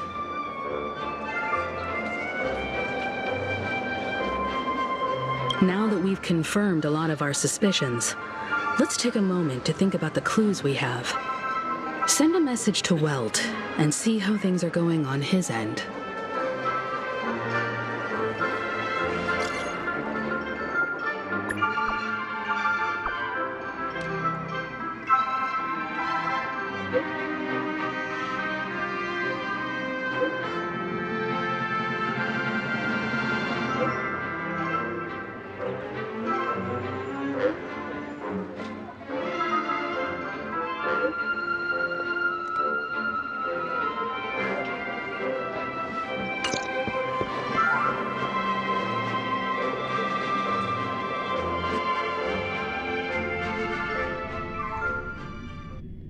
Are your companions worried about you? They're just checking up on me. Let's get in and get out. It seems they've made some progress. Looks like we're about to enter the depths of Dewlight Pavilion. It's been a smooth ride. Almost too smooth for a heavily guarded mansion. Let's see if there's anyone waiting to greet us.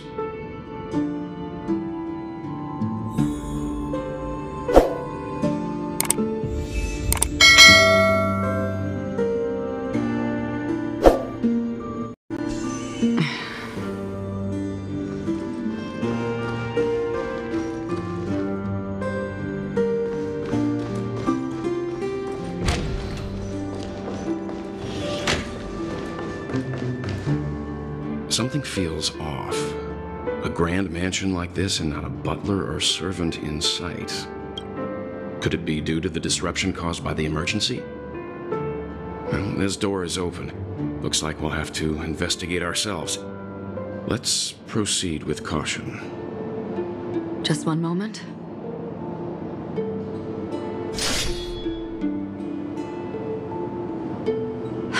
Light. I've made myself less noticeable. The crew can explain their presence as authorized by the family, but I can't come up with any excuses for being here. I see. What an interesting technique.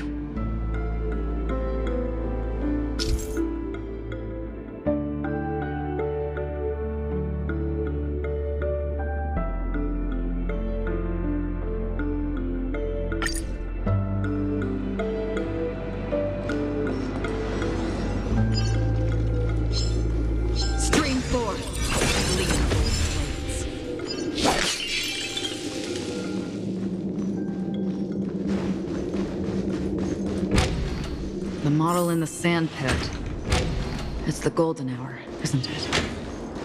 And the footprints here are different from the rest.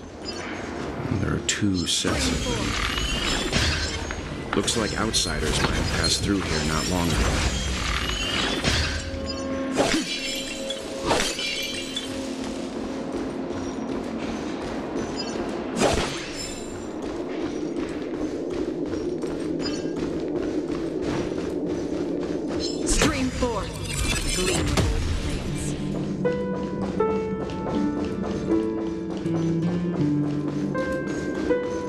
Well, there aren't any people in this mansion. They've set up... This is where it ends. Just for oblivion. Good times. Time to say bye. Boom. I weep for the departed. It too shall fall.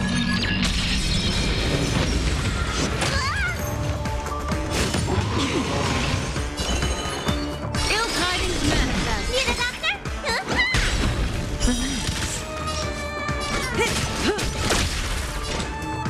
Still waters of oblivion. Destiny isn't chosen. Stand still. Let me tend your wound. Don't worry, it's just a script.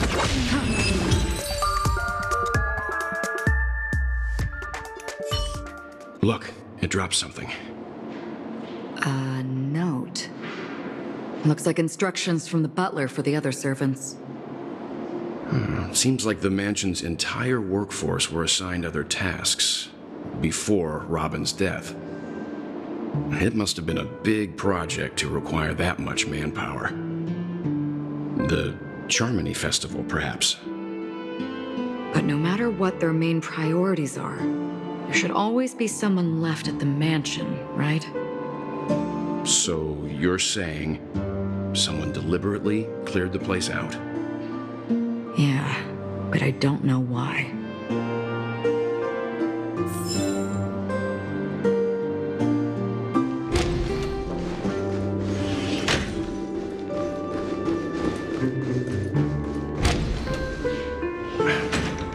No one here either. Since no one's around to entertain us, let's make ourselves at home. Stay close to me so that my white can cover you too.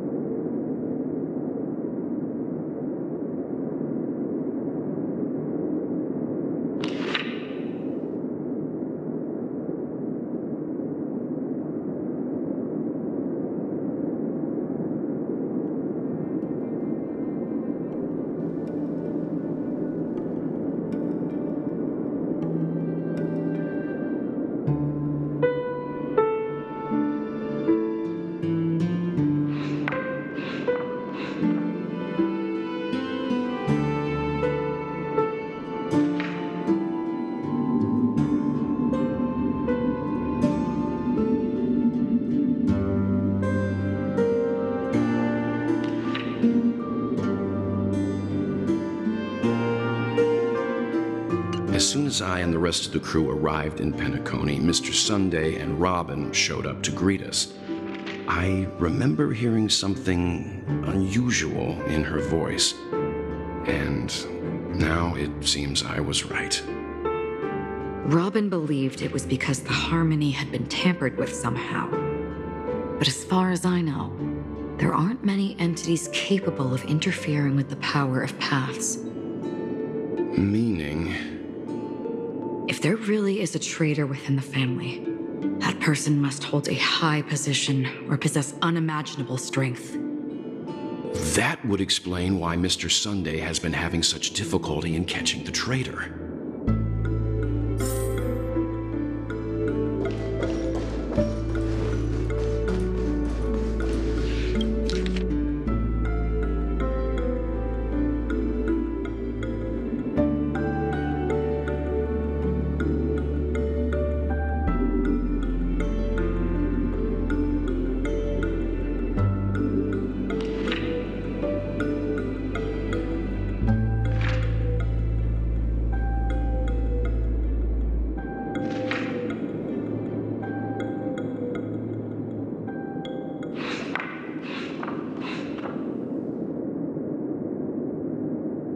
The information about Robin, Firefly, and the other victims, I don't see any commonalities among them. Looks like the rumors were right. Death does seem to be targeting random victims. And based on Sunday's notes, he's no stranger to death. He's just surprised that it has resurfaced. This light cone is securely guarded. It must hold some important memories. According to Robin's interview, despite having performed on so many grand stages, her favorite performance was a pretend show she put on with her brother when they were just kids. I wonder how their relationship is now. Growing up brings gains, but also losses. Yeah, time has a way of smoothing things out.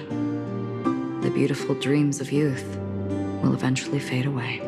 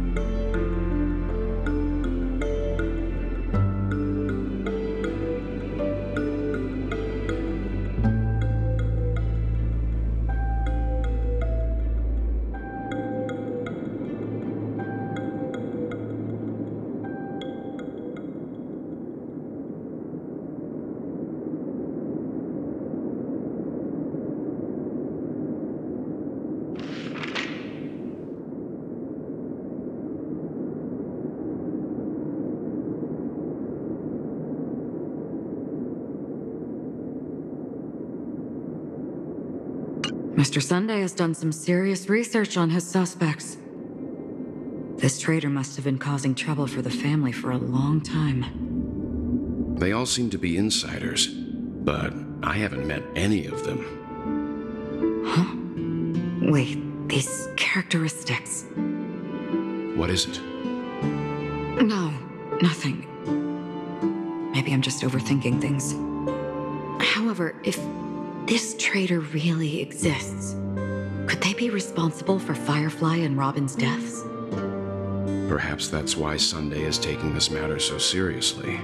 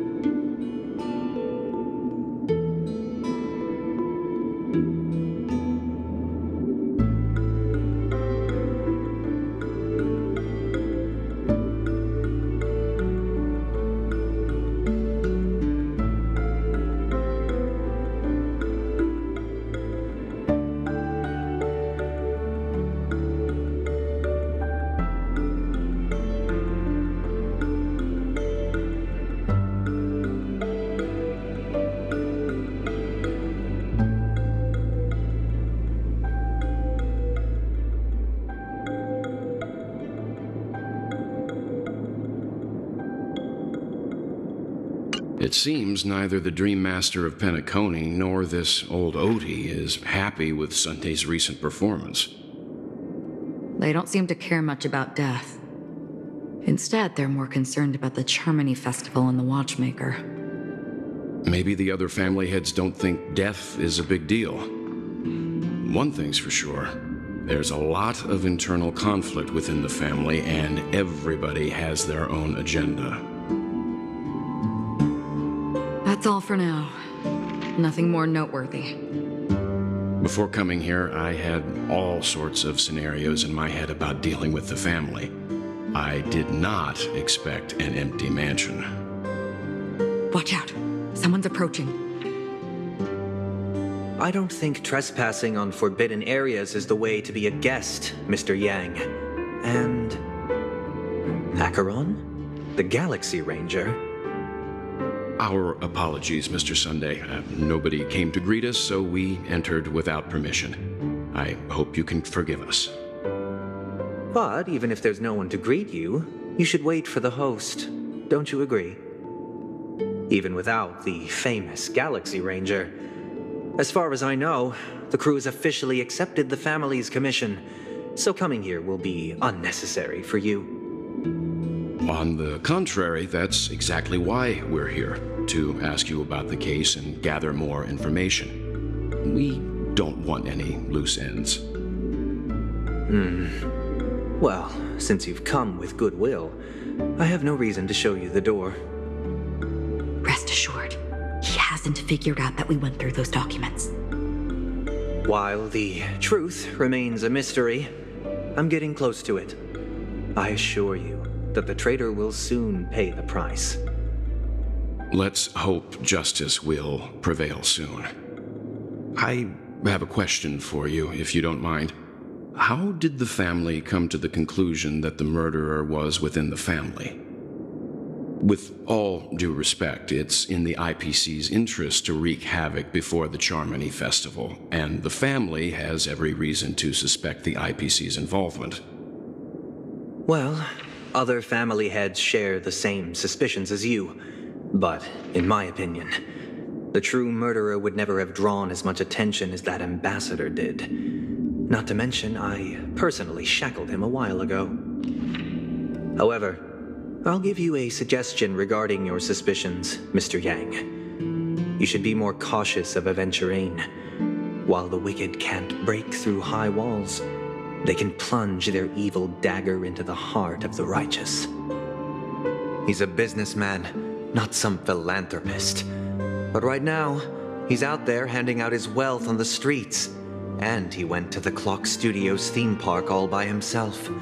Who knows what kind of scheme he's cooking up? While the family is dedicated to keeping our guests safe, it might be wise for you to stay alert. You never know what unexpected troubles could arise.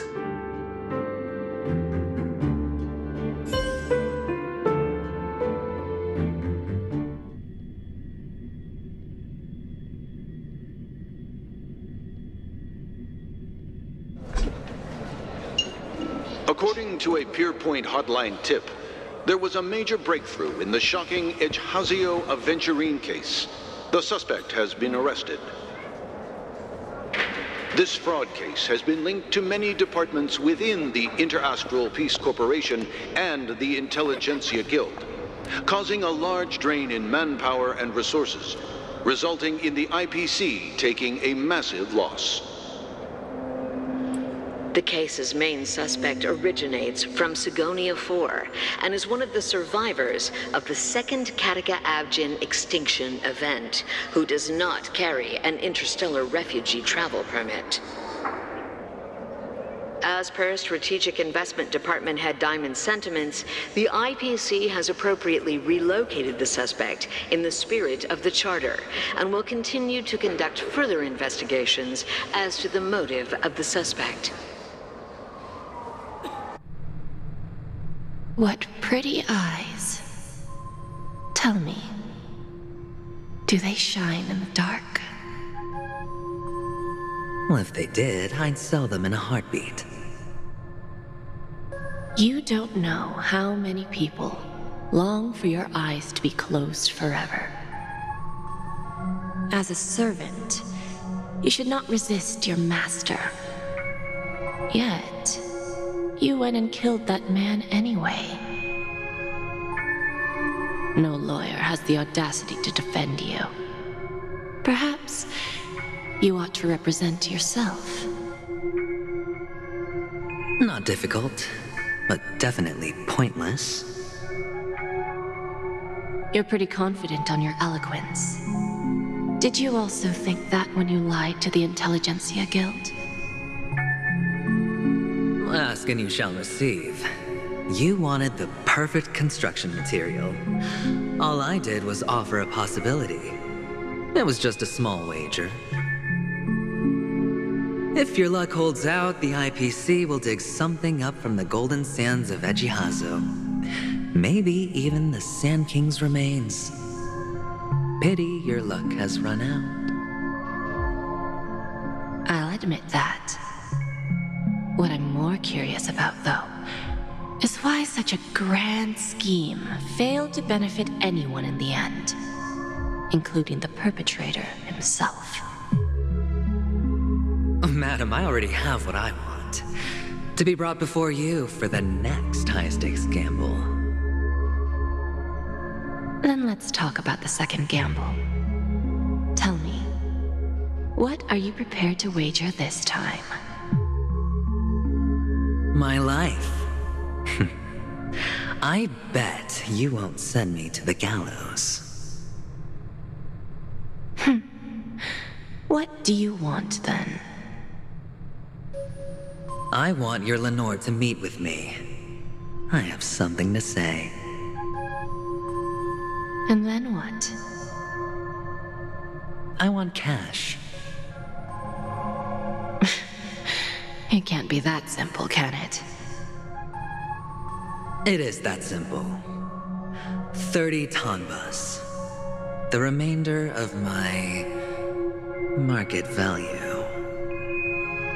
30 tanbas. No more, no less. With this money, I'll climb to even greater heights than you. Grasp even more riches than you. I wager you won't give me this chance. Which is why you should call him here. Interesting. A pity Diamond won't see you. No one gets to see him. From here on out, I am Diamond's representative, and I will decide on his behalf. You're wrong. 30 tanbas. I'll give you that. And much more than that. Wealth, status, power. The IPC will give you whatever you want, even what you don't want. Kakavasha. A good name, but unfortunately destined to be buried in the dirt. You, though, you deserve to live, to create even more wealth for us. Go, pick the clothes you like, then choose your desired identity. And then, use them well, child. May your plans never suffer failure. Life is like a long-term investment. Those who choose correctly, do the correct things, reach the correct outcomes, and show the world their value. People can't always make the right choices in their lives. But luck has always been on my side. I've never lost. Is it because Gayatri blesses me? Well, if that's the case, she must also be looking upon me right now. But what then? Even if I overcome this difficult trial, what would come next? What awaits me after this glorious gamble? an even more glorious one? Will I return triumphant with unending riches after countless successes, or will I encounter failure, never to return?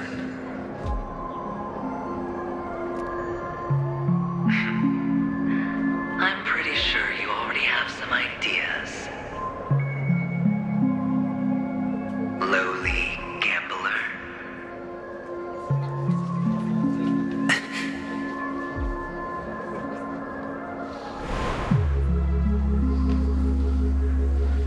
What? What?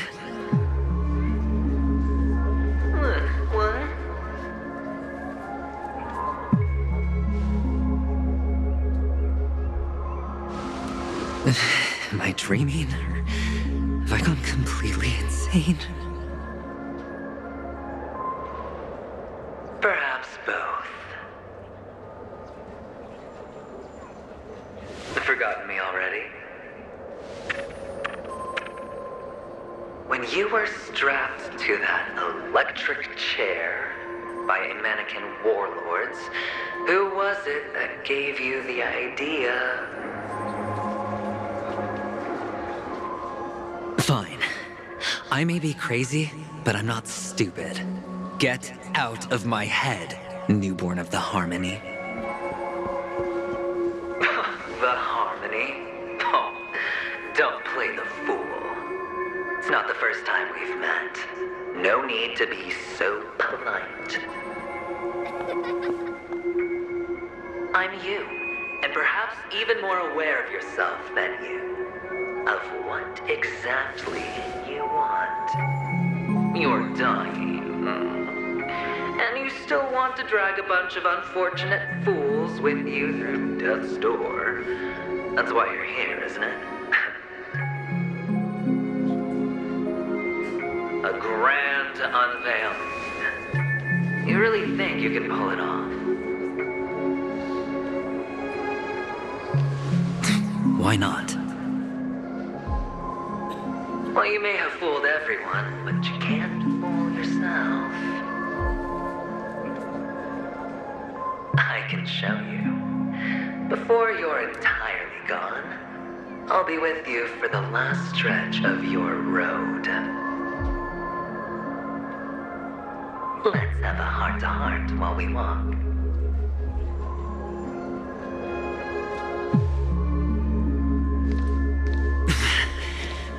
What exactly are you? Most people in this world spend their entire lives just to reach one outcome. Kakavasha, I am your future. First I'm hearing things, and now I'm seeing them. Great. Am I going to be elevated into the Harmony's Emanator next?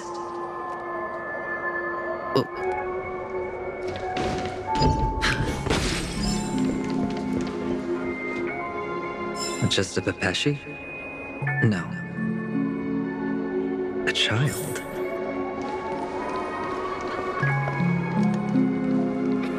I thought minors weren't allowed in Golden Hour. Hey, kid. You okay? Are you lost?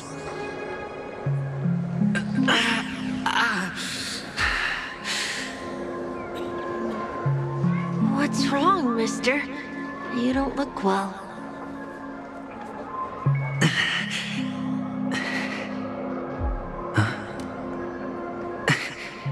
Your eyes. Impossible. Who are you? They're pretty, aren't they? Sis said they're a gift from Mama Funga. Colorful eyes are said to bring good luck. Mister, you have pretty eyes too. Beautiful. Are you alone? Where are your parents? They're in that amusement park. Papa and Mama went in first. I'm just about to go look for them. I have to go. Goodbye, mister. Hope you have a good time, too. Those eyes. And Mama Thunga. No, it can't. There aren't any Avgens left.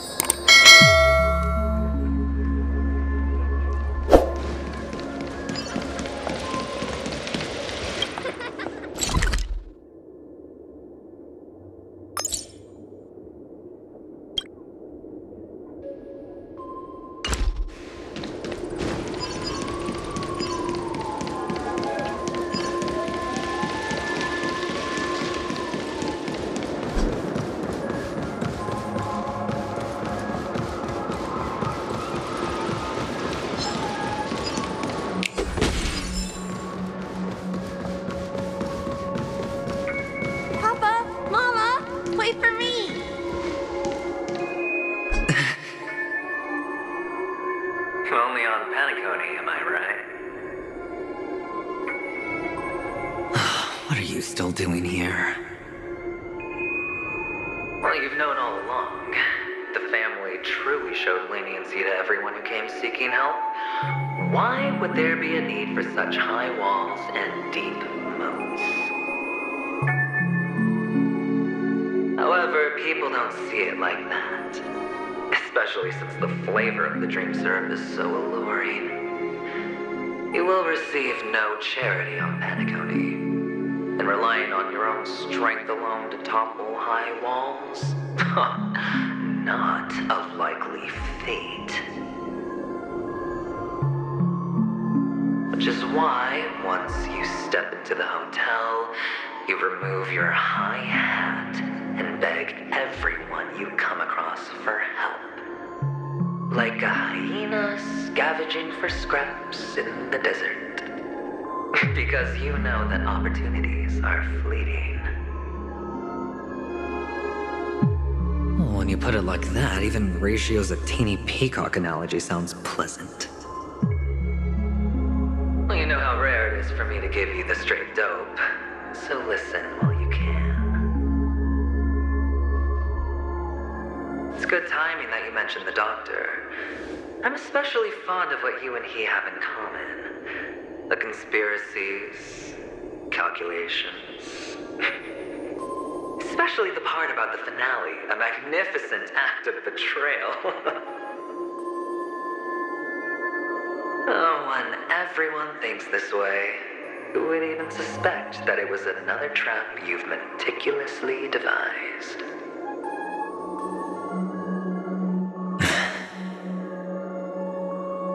Go on.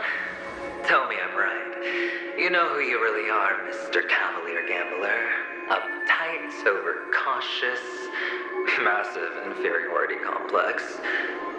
You want so much, you're still so afraid of losing.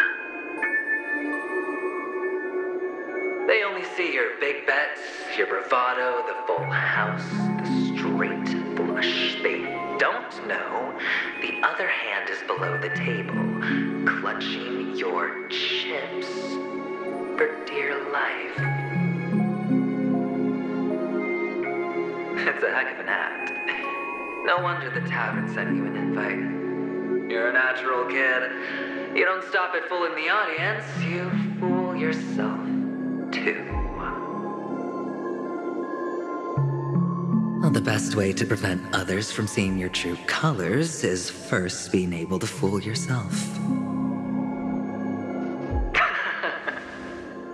Of course.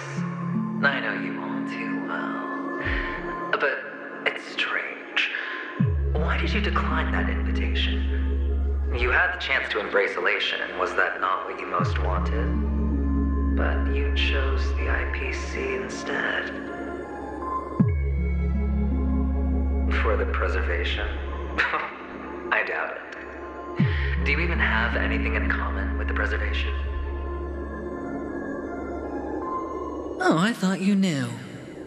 Didn't you say you had me pegged? We're done. Either stop talking or disappear from my sight. That's fine. But who exactly is about to disappear here? Well, it's not going to be me, anyway.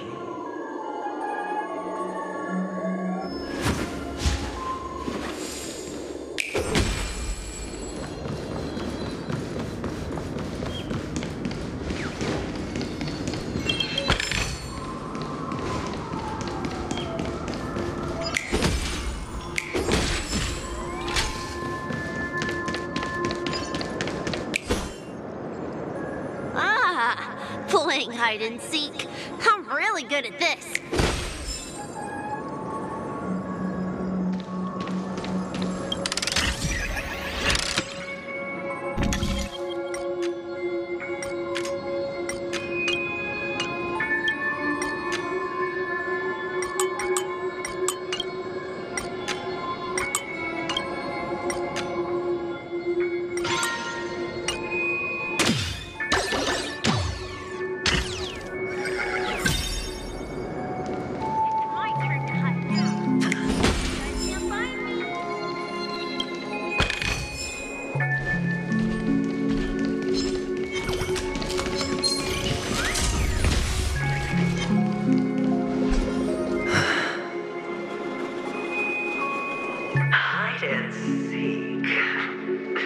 What sweet childhood memories.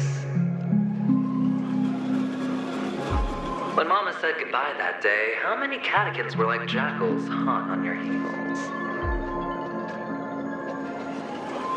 I know you won't forget that sound anytime soon. Those shrill cackles. You had to hide right under the noses of those savages. You and Big Sis, playing dead, drifting in all that bloody water. Completely ruined that shirt. Shame. Wasn't that the last one Dad left behind? It wasn't ruined. I've always kept it. Come on. It's a rag. It's not like you can ever wear it. Now you don't have to hide. You probably won't even deign to get your pretty outfit wet in the rain. And your social capital has changed after all. I've never changed. On the contrary, now you're the one who does the hunting. The last round of hide and seek, and you get to be it. You should enjoy it.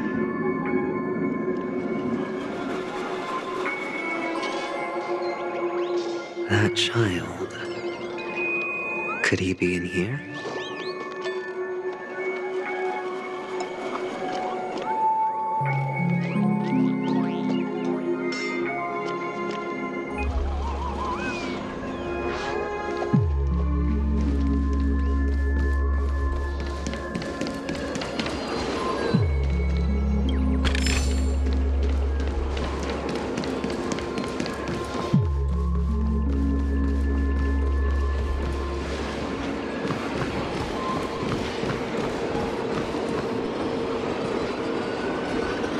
is this? A topaz? What is this doing here?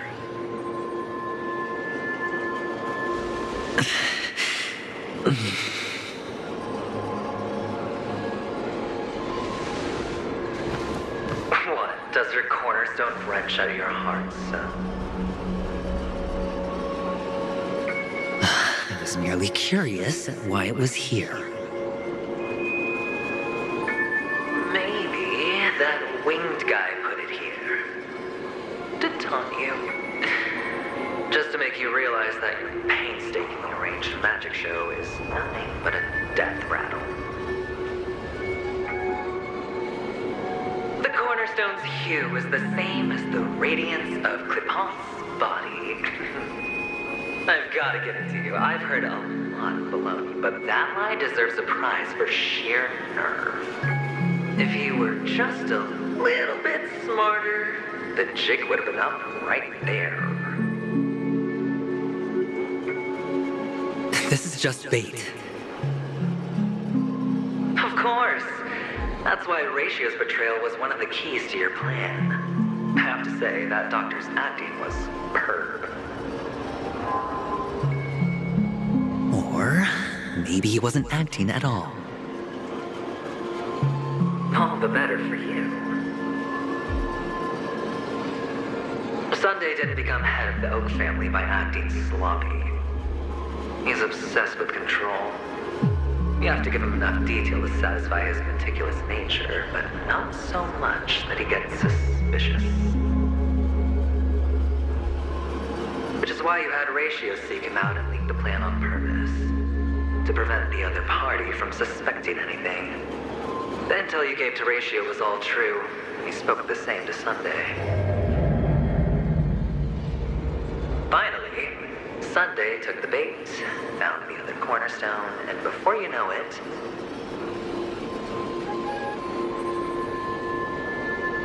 everyone's distracted enough for you to steal the third stone right out from under them. Why don't you stop rummaging through my mind? Your mind. It's our mind. You're me, and I'm you. We're the same.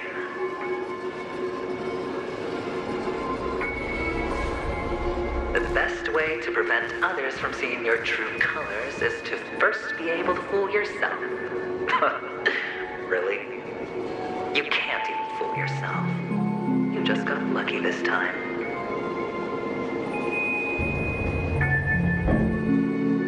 This is the other cornerstone in Sunday's hands.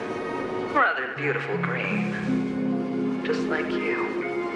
Smooth. Cunning. Tell me, what's its name?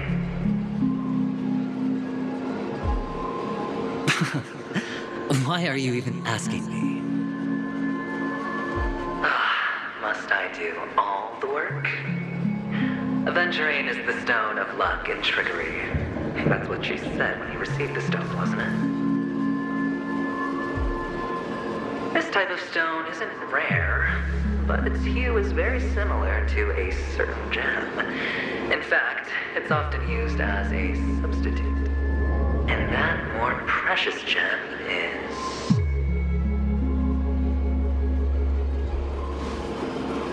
Jade. Even Sunday can't tell the difference. Well, looks like Jade can be substituted for Aventurine, too. Sauce for the goose. Aventurine, Topaz, Jade. 3 elites, 3 cornerstones who, for a measly Penacony, offered their everything. Oh, you're even more united than the family. As I've said before, 3 chips are sufficient. All or nothing. But will it be the former or the latter? We'll find out soon enough. So, where's the real aventurine stone? Take it out. Let's have a look. Suddenly you don't know where it is? I just want to hear you say it. After all, it really does resemble its owner.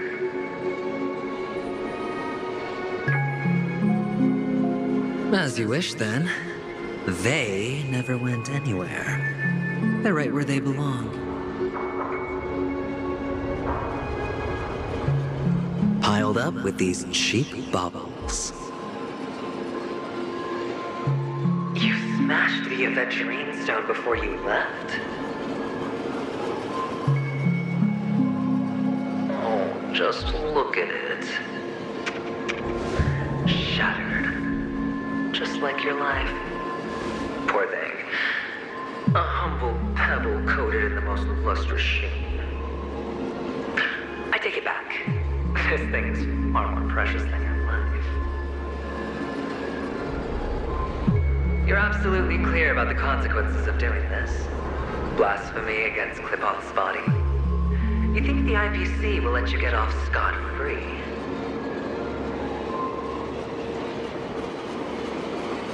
Well, Diamond has always been all about results. As long as I could create value far beyond the cost, the ends justify the means. How else would the family be fooled if there was no price to pay? It doesn't matter. Even smashed to smithereens, the preservation's cornerstone can still be used. Its effect may be greatly diminished, but it's enough for me. Now I'm really curious.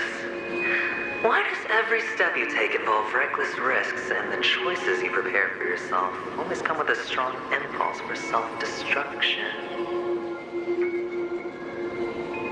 Do you truly believe that the greater the risk, the greater the rewards? I wouldn't have guessed you'd be so loyal to the IPC. There is so much you don't see. Which is also why you'll never see how I'll win it all. That is, if you can do what it takes. We'll just have to wait and see then. The cornerstone is gone. Another illusion of the harmony. Huh?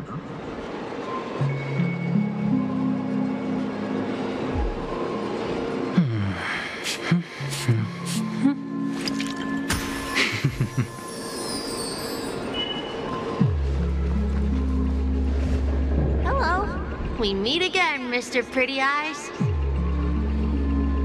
Yes. We meet again. Did you find your mother and father? Of course. Big Sis is there too. The four of us were just playing hide and seek. I'm so happy. On our way here, Papa even brought me to see a blimp. I think you mean film. Yes, that's it. Putting many drawings together and turning them into a moving wall painting. They put me, Papa, Mama, and Big Sis together, turning us into one big family. You should give it a try too, mister. You look sad. The amusement park will cheer you up. Sure. Hello.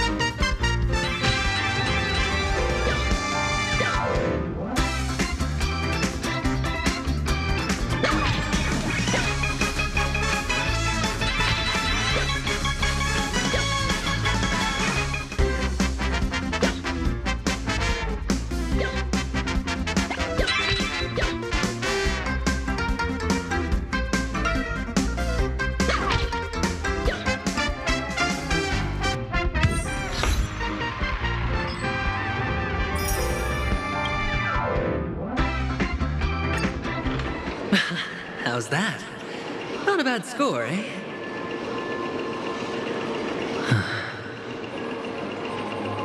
Boring.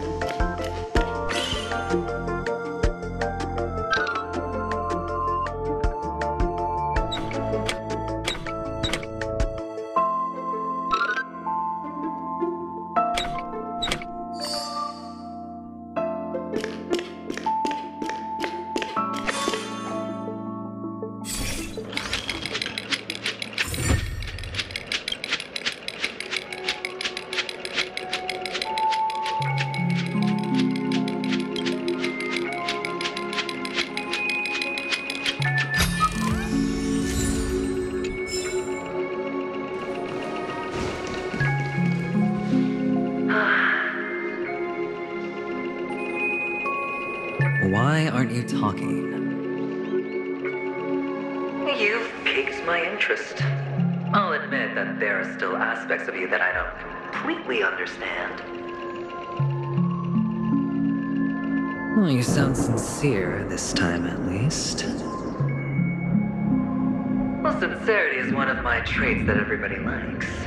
And I have precious few of those. Moving on. See that maze over there? I'll know everything about you before you reach the exit. Our quaint journey through this amusement park still isn't over, and I wouldn't mind stretching this out at all.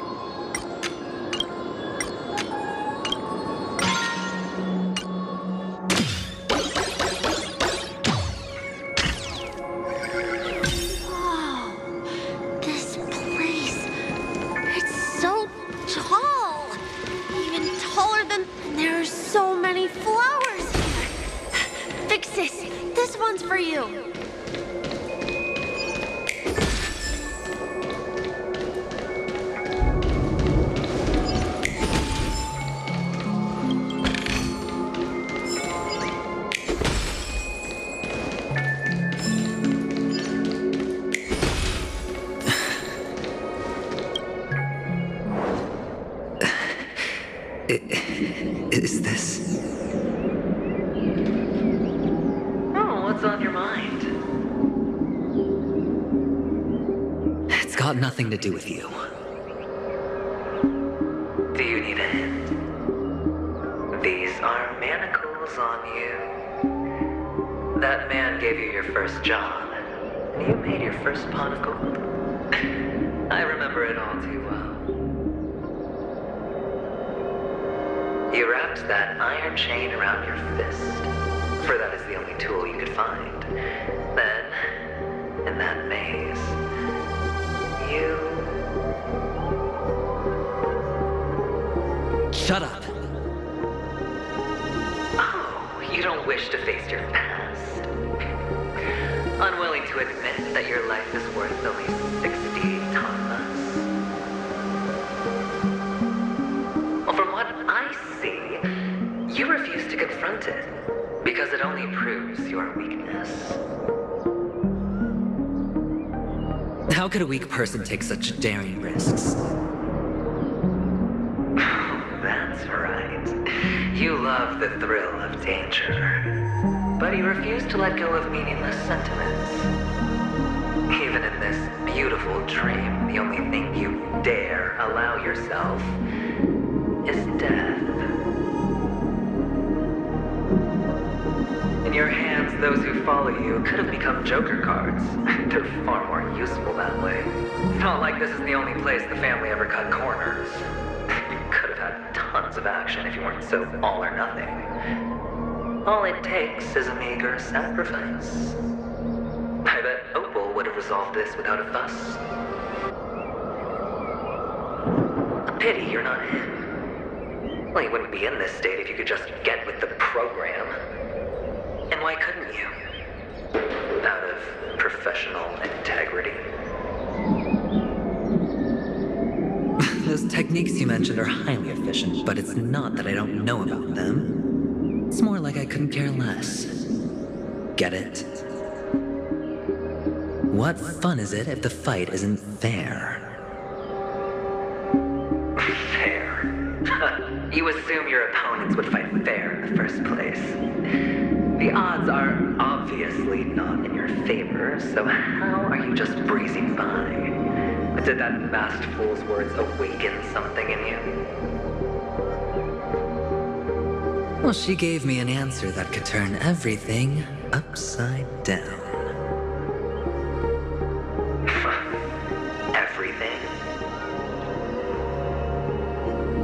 You mean it could make all the cards on the table just disappear?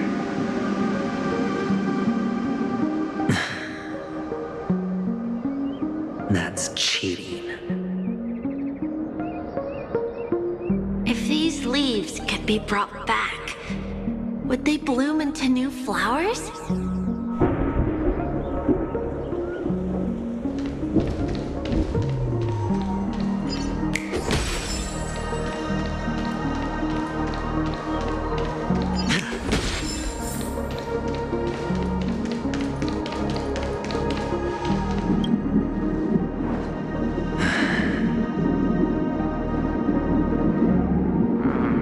Expression right now is hard to put into words. The lucky charm Mama left you is made from gold. Why did you never consider selling it? You obviously could have lived a normal life like Big Sis that way. Looking back, that was the better choice. Mama only left us with 2 pieces of jewelry. A necklace and a lucky charm. There won't ever be a 3rd piece.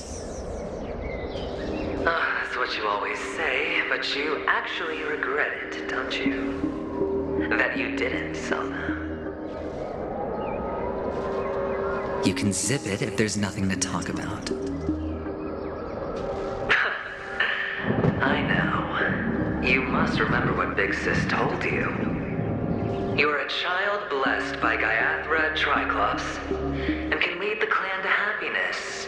So always remember to protect yourself and never resent the pain and poverty you're going through. The words still ring in your ears, don't they? You're a good kid, so you definitely won't have forgotten.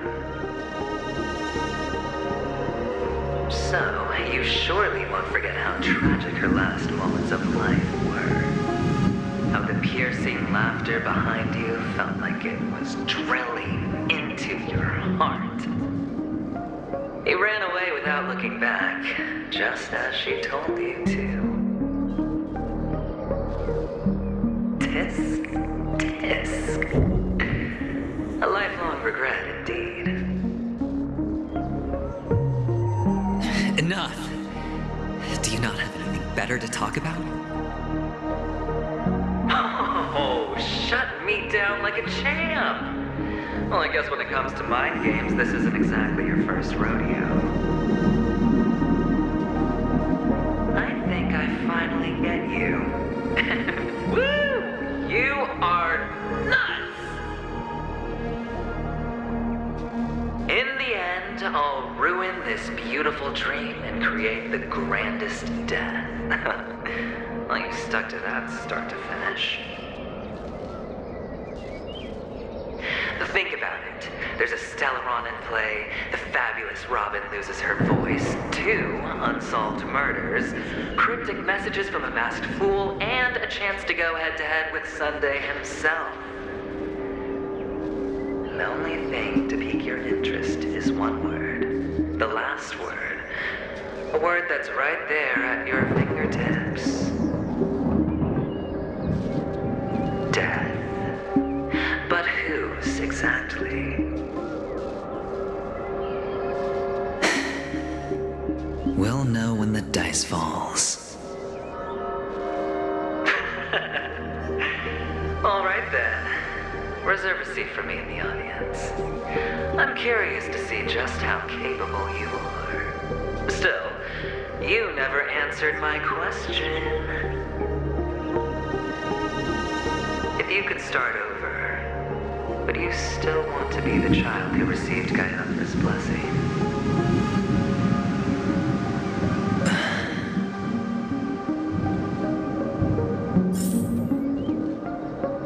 It's so quiet this time. Is he finally gone? Or am I the one about to disappear?